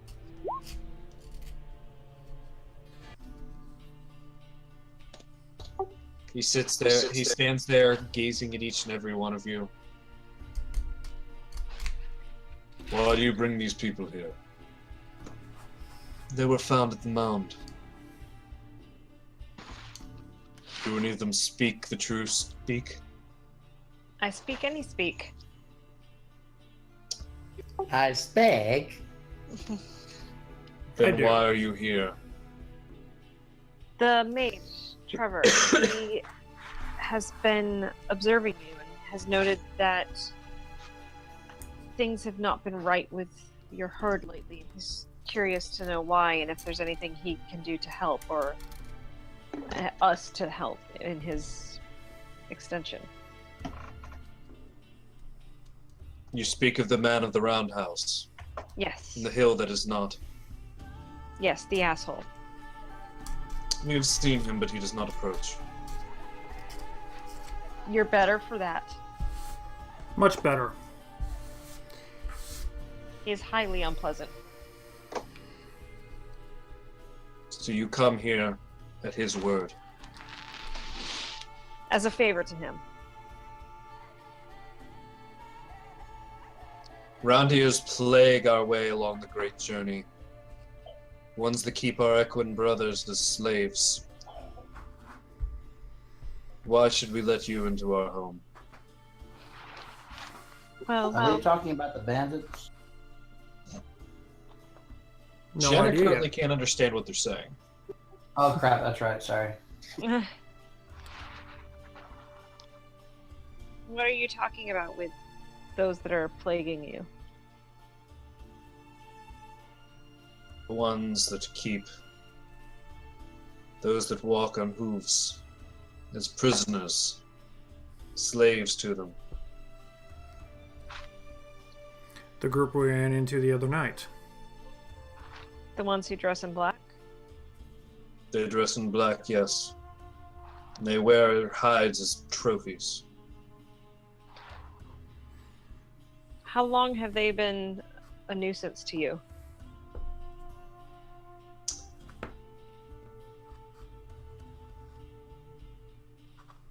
Only some time, but again, why should we trust you, all of them? Well, we are not them, and we're interested in helping you, and I'm... Tor's gonna step forward sort of away from the group. I'm Torena. A bard of questionable reputation, I suppose.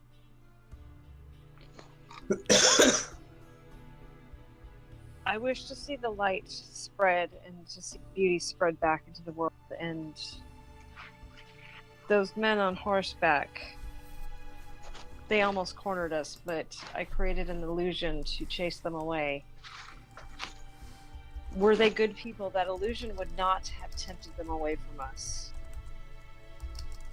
They are not good people. And if they are harming you and they are working against you, then we wish to help. Gotta make a persuasion check.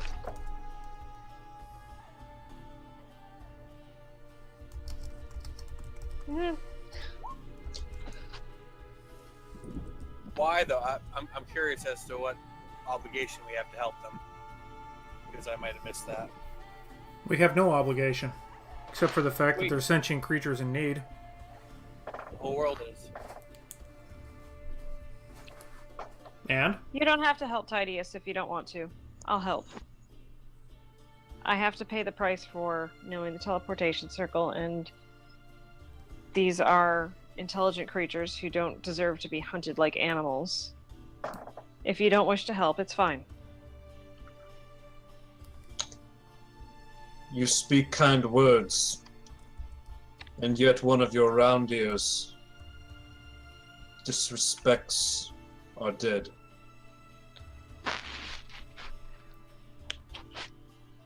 She would kind of look to Rodith for that. It was not my intention to disrespect your dead. I was unaware as to what the mound was, and I do greatly apologize for that. How do you disrespect their dead again? He walked up the hill. Bad Rodith. Yep, very bad, Rodith.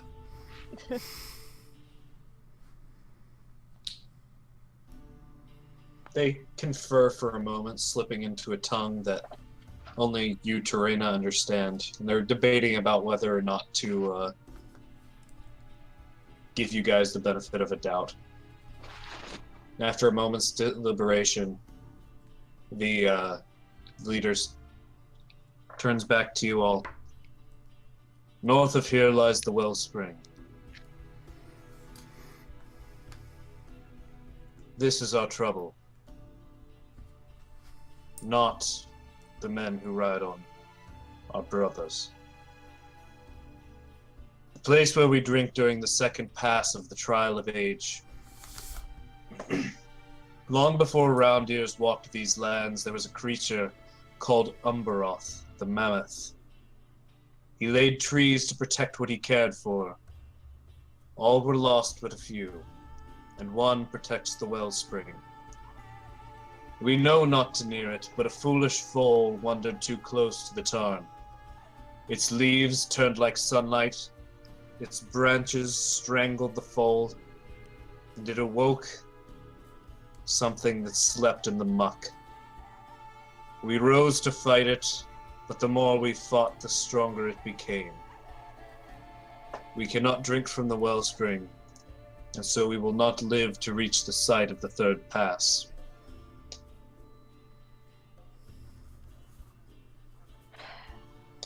Is this a foe that needs to be slain, or does it need to be set back to sleep?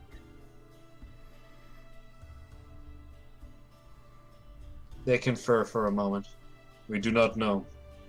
If it's water that you need, could we not find a secondary, other alternate water source?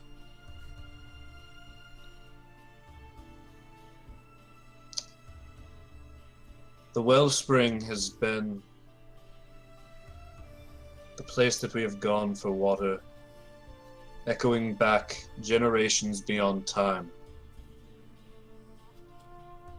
If another source could be found that would ensure safety for later generations, by all means. Okay, let me write this down. Rodith will go ahead and turn to the group and explain that all to the group.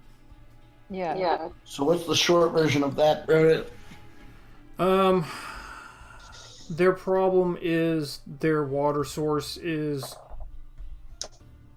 infected with some kind of creature. Well, it's guarded by a creature. Guarded, so my infected. understanding. Well, We either need to slay it or remove it, or alternatively, if we can find them a secondary water source they can use on their trips north, that would be ideal too. what if we built a some sort of reservoir and Tidius, you could fill it up? Did you guys not just hear them talk about how it was tradition to use that water supply? Did, but here's my thought is, well, I have a couple of thoughts here. Is Trevor wants us to find out what's going on and what's causing the problems and to fix it if we can. Now, if we do some sort of safety gap in between, how do I put this? If we do something that can last them a couple of years, that can give Trevor some more time to help them. Stop gap. What? Stop gap. Yes. I'm not the one you have to convince. I feel like Oh. dealing with the creature would be more ideal. I agree. Well, Which, Victorina, you know from having read about Centaur going off of that crit you got earlier, their migrations span hundreds of years. okay. Should turn to the centaurs real quick. Are you in need of water now, or are you guys okay now? Without water, we will not reach the site of the third pass. So you need water now. They give a nod. Okay. Well, we can at least provide water, or you're willing to, Tidius. Would you be willing to give them water now from your flask? At least? Make it rain. I can do whatever. And we can help them fight this monster if they want, and then we're good. Our debt's paid, and we can continue on our journey, and hopefully maybe have gained some allies along the way. Because we have to remember too that this Omega thing is coming for us. A whole tribe that can't defeat one creature the five of us are supposed to. Well, yeah. Seems like an ally we don't need, but it's up to you guys. Tidius. Come on, we fought worse than this. Yeah, I'm What just saying that they don't offer any benefit to us. So, I mean, don't try to sell it that way. Just if you're going to do it, do it. Helping others doesn't always need to have a clear benefit, Tidius. Yes, it does. Well, then look at it this way. It's a chance to test our strength. Tor would look at the centaurs, and you all are very strong, obviously. What is it about this creature that has vexed you and vexed your warriors and stopped you from being able to have victory over it? The more we fought, the stronger it became. So it's the Hulk. Sounds like a troublesome enemy. Oh, wait, yeah, I don't understand that. That's right. Tor would translate that all to the group. I say it's at the very least worth taking a look at. I want to know what kind of creature this is. You'd think it might be fun to fight a creature that an entire herd of centaurs couldn't handle. Well, and that's what I'm wondering is, how big is it?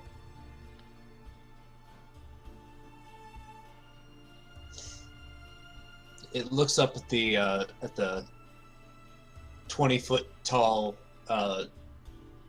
piece of Stonehenge that's on top of this hill, and it points to it. That's not going to fit in my sphere. It'll fit my darkness, though. More we. Tonight, you will sleep among us. Tomorrow, you will slay the creature. The next sun, we continue the journey. And then we get to make tacos. Do know Because it's Tuesday. the tree that protects the wellspring will remain. This is the way of things. So don't destroy the tree. Is the creature the tree? He shakes his head.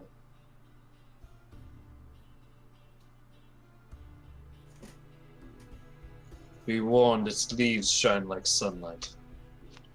What?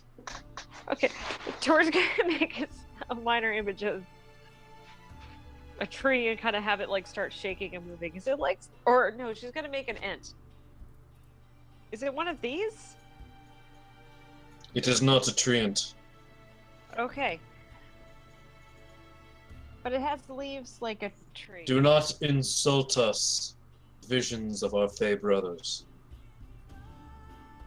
Well, you're kind of insulting us a little bit by not telling us exactly what we're fighting here. We're trying to help you guys.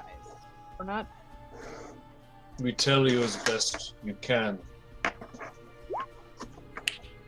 I'd send Talon to go look for this thing, but he'd probably find more deer. I have so many notes. I actually have a lot too. Like, Wait. So he said that it had leaves. What color did he say the leaves were? they shine like the sun? Okay. So what else shines like?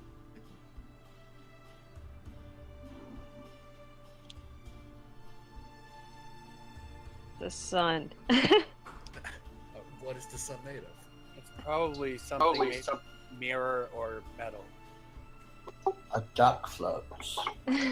Or duck. since it's a recent, it could be because Exactly. the ceiling broke and it's made of fire. Oh. Do we have a way of contacting Trevor after we're done with this?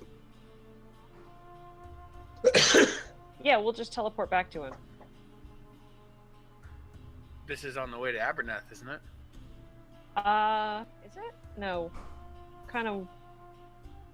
No, because we've gone northwest, right?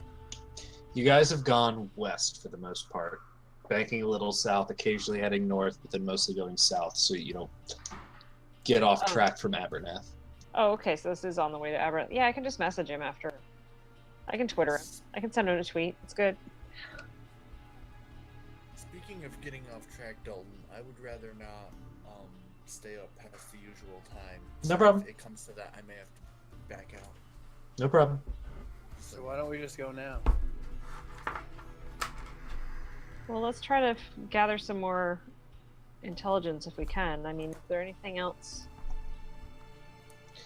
So what? I'm assuming Tor has to have cast tongues on herself again at this point, but what kinds of things have you tried again? Have you tried speaking? I'm assuming you've tried speaking with whatever this is and telling it to go back to sleep or to rest again. They've tried Murder Rock. All of our attempts have met with failure. What have those attempts been, though? As you said,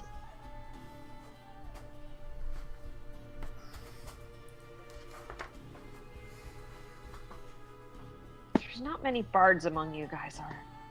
Okay.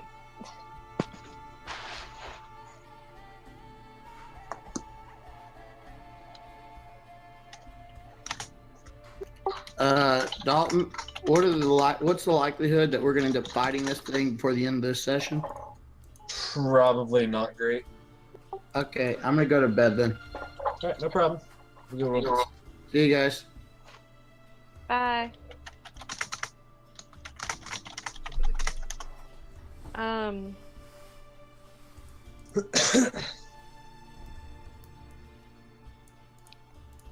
All right, so it's nighttime already, so we need to rest before we go to this wellspring.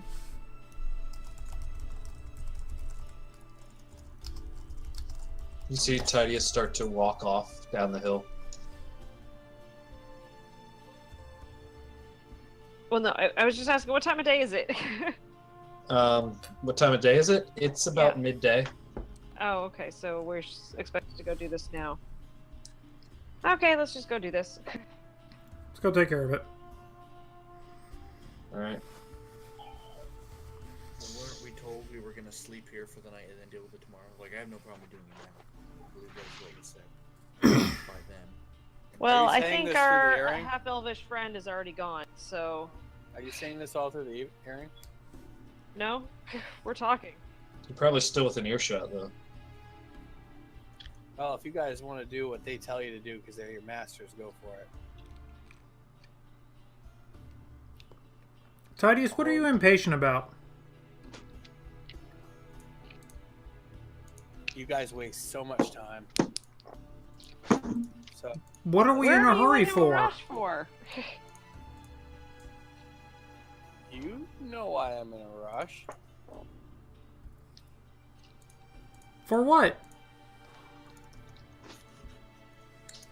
I'm not explaining it again. Let's just go. Either you guys can come with me, or I'll do it myself. Well, Jordan's following me.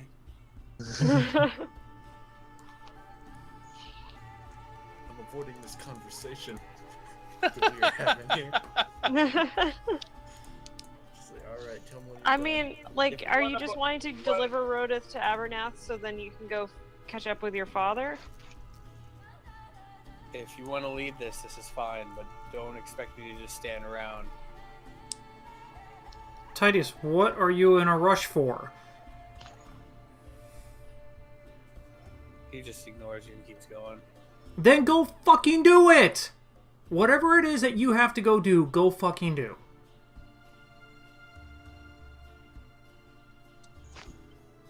Because honestly, I've been telling this whole group this whole time, I don't need you guys to go to fucking Abernath with me. I know you tell us a lot of things. Like what to do, when to do it.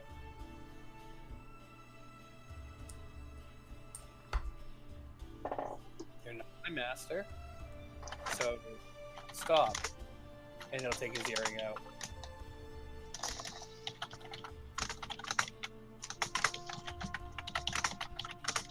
Your Right. keyboard is atrocious, dude.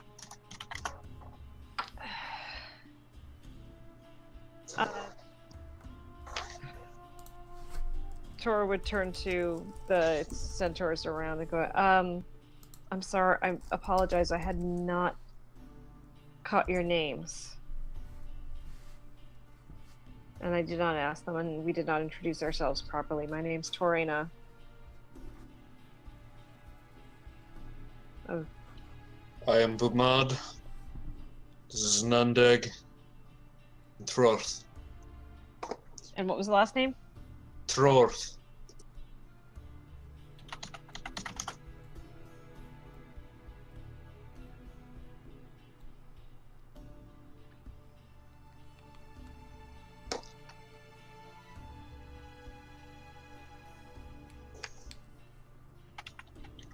How far is it to... Okay.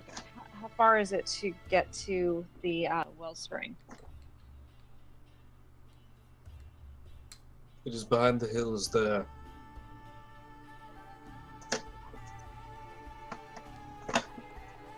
Literally, like, right there behind the hills? He rides Right in back. front of him. He rides back to the backside of the hills, points off to the side. And as you go up to follow him, you can see it in the distance. It's maybe like 15 minutes walk away once you get down the hill. So you have no guidance for what we should do with this, I'm Thank- kind of curious. I'm curious. or you? Okay, never mind. I wasn't talking. Go ahead. You just said the more you fought this thing, the stronger it became.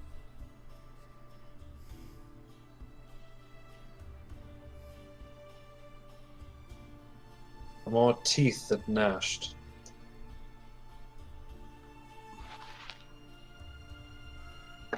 Did it seem to like absorb what you were doing and turn it against you, or? We fought, we waged our war. But each time we dealt a blow, another head grew in its place. Oh. Don't metagame this. I know, I was gonna say, Megan knows what this is now, but what would I roll for Tor since she knows lots of stories and stuff? History? Go with history. Hey, You've heard vaguely of a creature like this. Torth, Vaguely. how many heads does it have now? Well, you can ask that too, you speak Elvish. That's what I just asked. I said Torth, not Tor. Oh.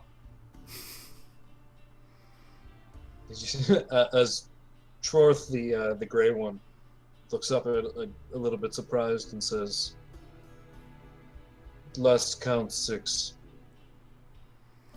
Okay.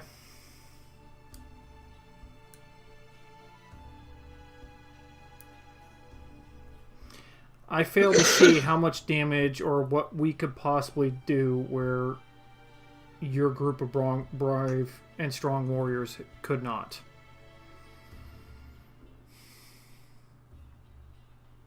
But I shall try. You guys see, as you guys start heading out, you see Titius starting to reach the bottom of the hill. I'm not healing him this time. Because I'm not able to goddamn. He took off his earring too, so we can't warn him what kind of beast he's about to face, huh? I wasn't gonna go just attack it. He was gonna go scout it out. Is all he was doing. I'm not healing him this time. You never heal me. You can't hear that. Talking to Tor. Rodith is talking to Tor. You can't hear that. I can't tell the difference in your voice. You can't tell the difference in yours either, so it's okay. As you, Titius, as you walk down the hill and eventually reach the bottom, what are you gonna do? Heading towards the lake? Yep. With apparently Cloppy, I'm not able to ride her, so she'll just be with me, I guess, on foot. Cloppy walks along your side as you guys start walking towards the lake, rounding the side of the hill. Go ahead and make a perception check.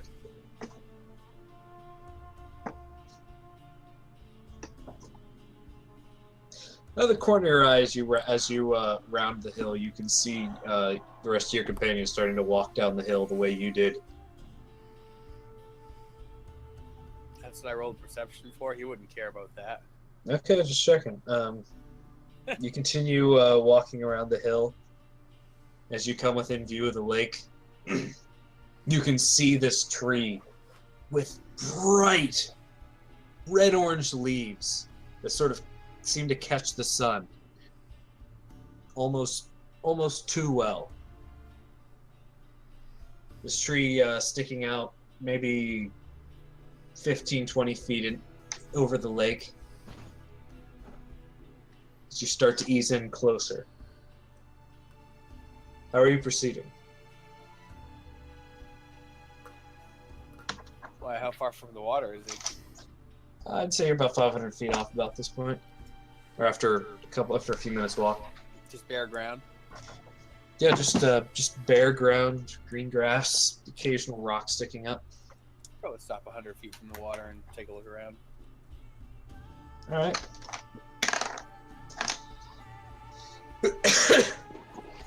You stop a bit from the water. Cloppy walking alongside you.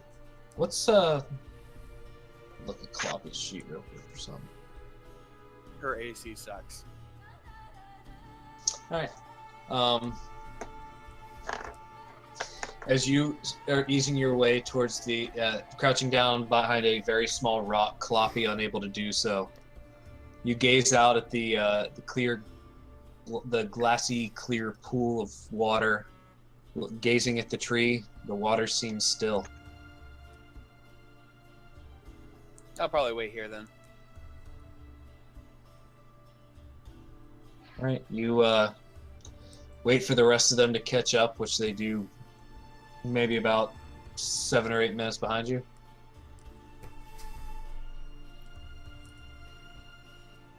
Yeah, he put his earring back in once they caught up because he's not going to escape their talking anyway.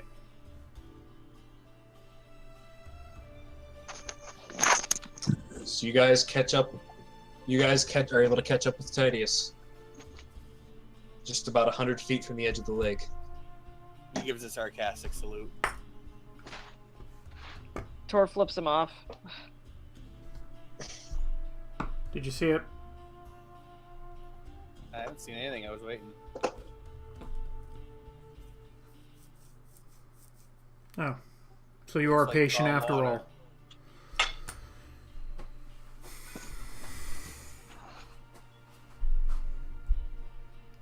He just shakes his head. The salt begins. Yeah, I know, right? Continues, whatever. Salt continues. That's all it is. Cat, be quiet. So, can I make... No. I know Tidius already did, but because I'm apparently doing things this session, can I go ahead and look around? Try to maybe sneak up closer to the water and look inside to see if it's in the water or just around. Or you Alright, know, good. look for tracks to see if it's a water-based creature or not. Go ahead and make a stealth check and a perception check, I can do just those. which you things. must be so excited to do without disadvantage. Well, I definitely was when I stinking stole that stone dragon. Where is my... There you are, perception. Hey! Nice. Okay. I don't know if you can get that from a look, but that's what he's thinking. That'd be a pretty complex look to understand. Just send a small paper. It just like the words just appear on his forehead. Yeah, just the emote. It's like 7 emojis in a row. Yeah. Talking to someone in Anyway. Bondro, as you ease closer to the edge of the water, you start looking around, starting to try to feel out the area. You don't see any tracks aside from the hoof marks of the centaur, for one thing. Okay. So either it can fly or it's in the water.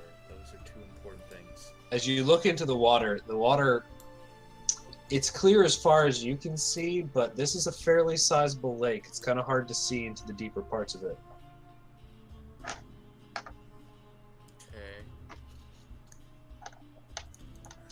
I have an idea, but it probably won't work. Well, I can catch it using that fishing gear I stole from Menlo's. How big is the pond? Wow. Sorry, The lake, it The lake. is pretty damn big. actually the word is all I needed to hear. Okay. Okay. It's not a pond or a puddle. Yeah. But you can see this bright orange tree with this tree with bright reddish orangish leaves is about 1,000 yards along the edge of the lake away from you. It has something to do with that tree. We can't harm that tree though. So we want to bring it to us. Possibly. How far is thaumaturgy good for? 500 feet or something? I think it's only 30. 30 feet. Oh yeah, it's only 30 feet. Shoot. Okay. Oh, I know what I'm gonna do. I know what I'm gonna do. Haha. Ha. All right. I'm gonna ask her to go over and touch the tree. Oh, okay. What's the range on it? 60 feet, so I'll stay within 60 feet of her. Oh, okay. So you're getting within 60 feet of the tree. Isn't it? You can. Isn't it? Right, called or she the can summon go. Oh wait, she can go further than that, right? Hold Yeah, on. I think Touch that's just the things summoning once you range. get- It's not like Mage Hand. You can put it. No, if you command the servant No, to it's perform a more task, than that would move 50, you down. 60 feet. Yeah, it ends. So when she gets like 50 feet away from me, I'll just start following. All right. Um, keeping the unseen servant at a distance. Are you guys following? I'd Why explain not? my idea to everybody. Like, I'm gonna have my unseen servant go and touch the tree. Sounds good. I cannot get in the water, so I'm going to stay here and bring Cold Vengeance out, but be like at the very edge of the water, and just keep watching down below and see if I see anything coming up. Somebody wants to run through some bullets. Yeah, I got 8 shots, guys. That's all you got left? Yeah. Well, with that, I've got stinking 374 with my normal gun, but So you're gonna ease close enough that the tree's in range, or because you're about 1,000 feet away from it? Yeah, I'm gonna kind of keep. No, I'm talking Bondro. Oh, whoops, sorry. I'm staying on the shore. I want to get into the water. What was that? I'm sorry. I'm gonna stay on the shore, bringing Cold Vengeance out and looking down into the water. Because if I get wet, then I can't use my gunpowder. Oh, okay. So you're following close by. No. Well, No? we're not going in the water. We're walking around the edge of the lake. Oh, Yeah. But see, this is. I thought. No, we're not getting in the water. That'd be stupid. Tor's stupid, but she's.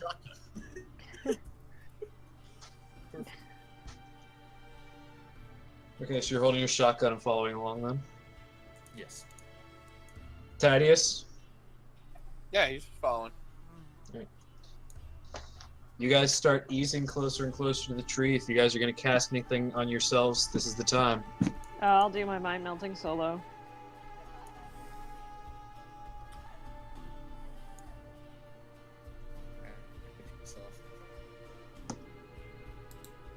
I'll hold off on casting anything. All right. Can you wait? If you know what, I have a question. If you owe steam or you don't like yourself, you can cast personality. That was really broken up and robotic for me. I didn't understand a word you said. Perfect. So if you have low self-esteem, right, and or you yourself, in theory, you has to introduce himself. Would you feel better? It did the same thing. God Yeah, you damn were it. like fine right up until like you got to the point of your. It's like if you had low self-esteem, and then it cuts out. It's just like waiting for the other end of that if then. Yeah. Never got the then. If you have low self-esteem, and you cast something.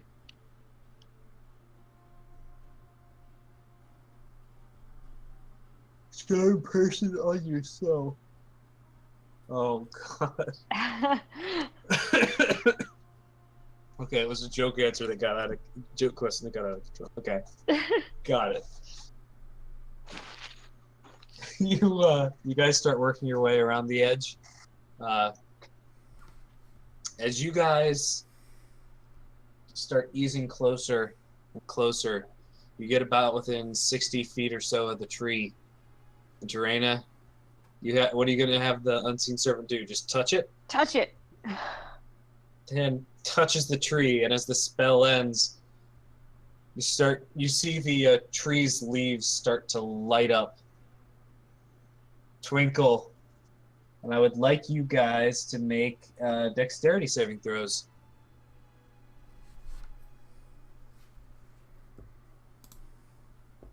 They're gonna be to 15, folks, Nope. Oh. unless you wanna. Nope. I'm gonna reroll that. All right, go for it. Fuck me. Yeah, I'm gonna roll 2d8. I don't want to take this. 2d4, yeah. 2d4, yeah. So I can't. Which lose. you can't lose it. I'll grab my dice roller. Oh, jeez.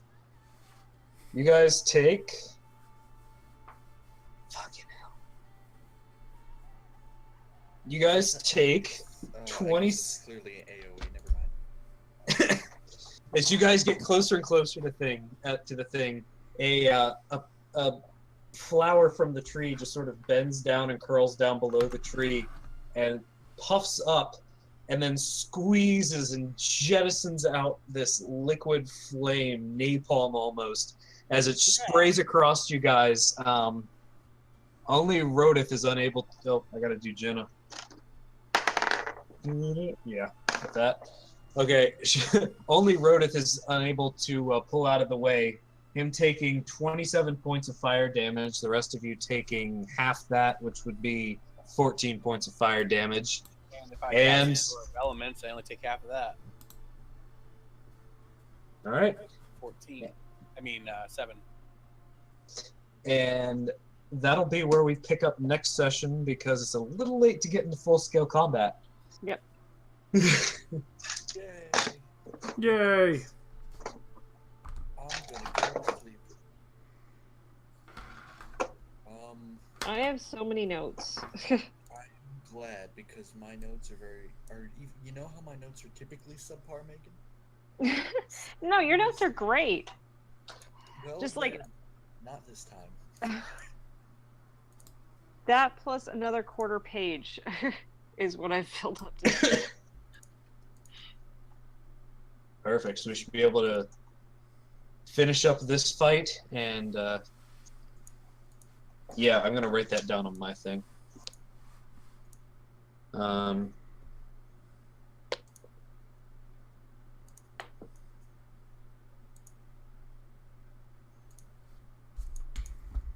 And Jenna.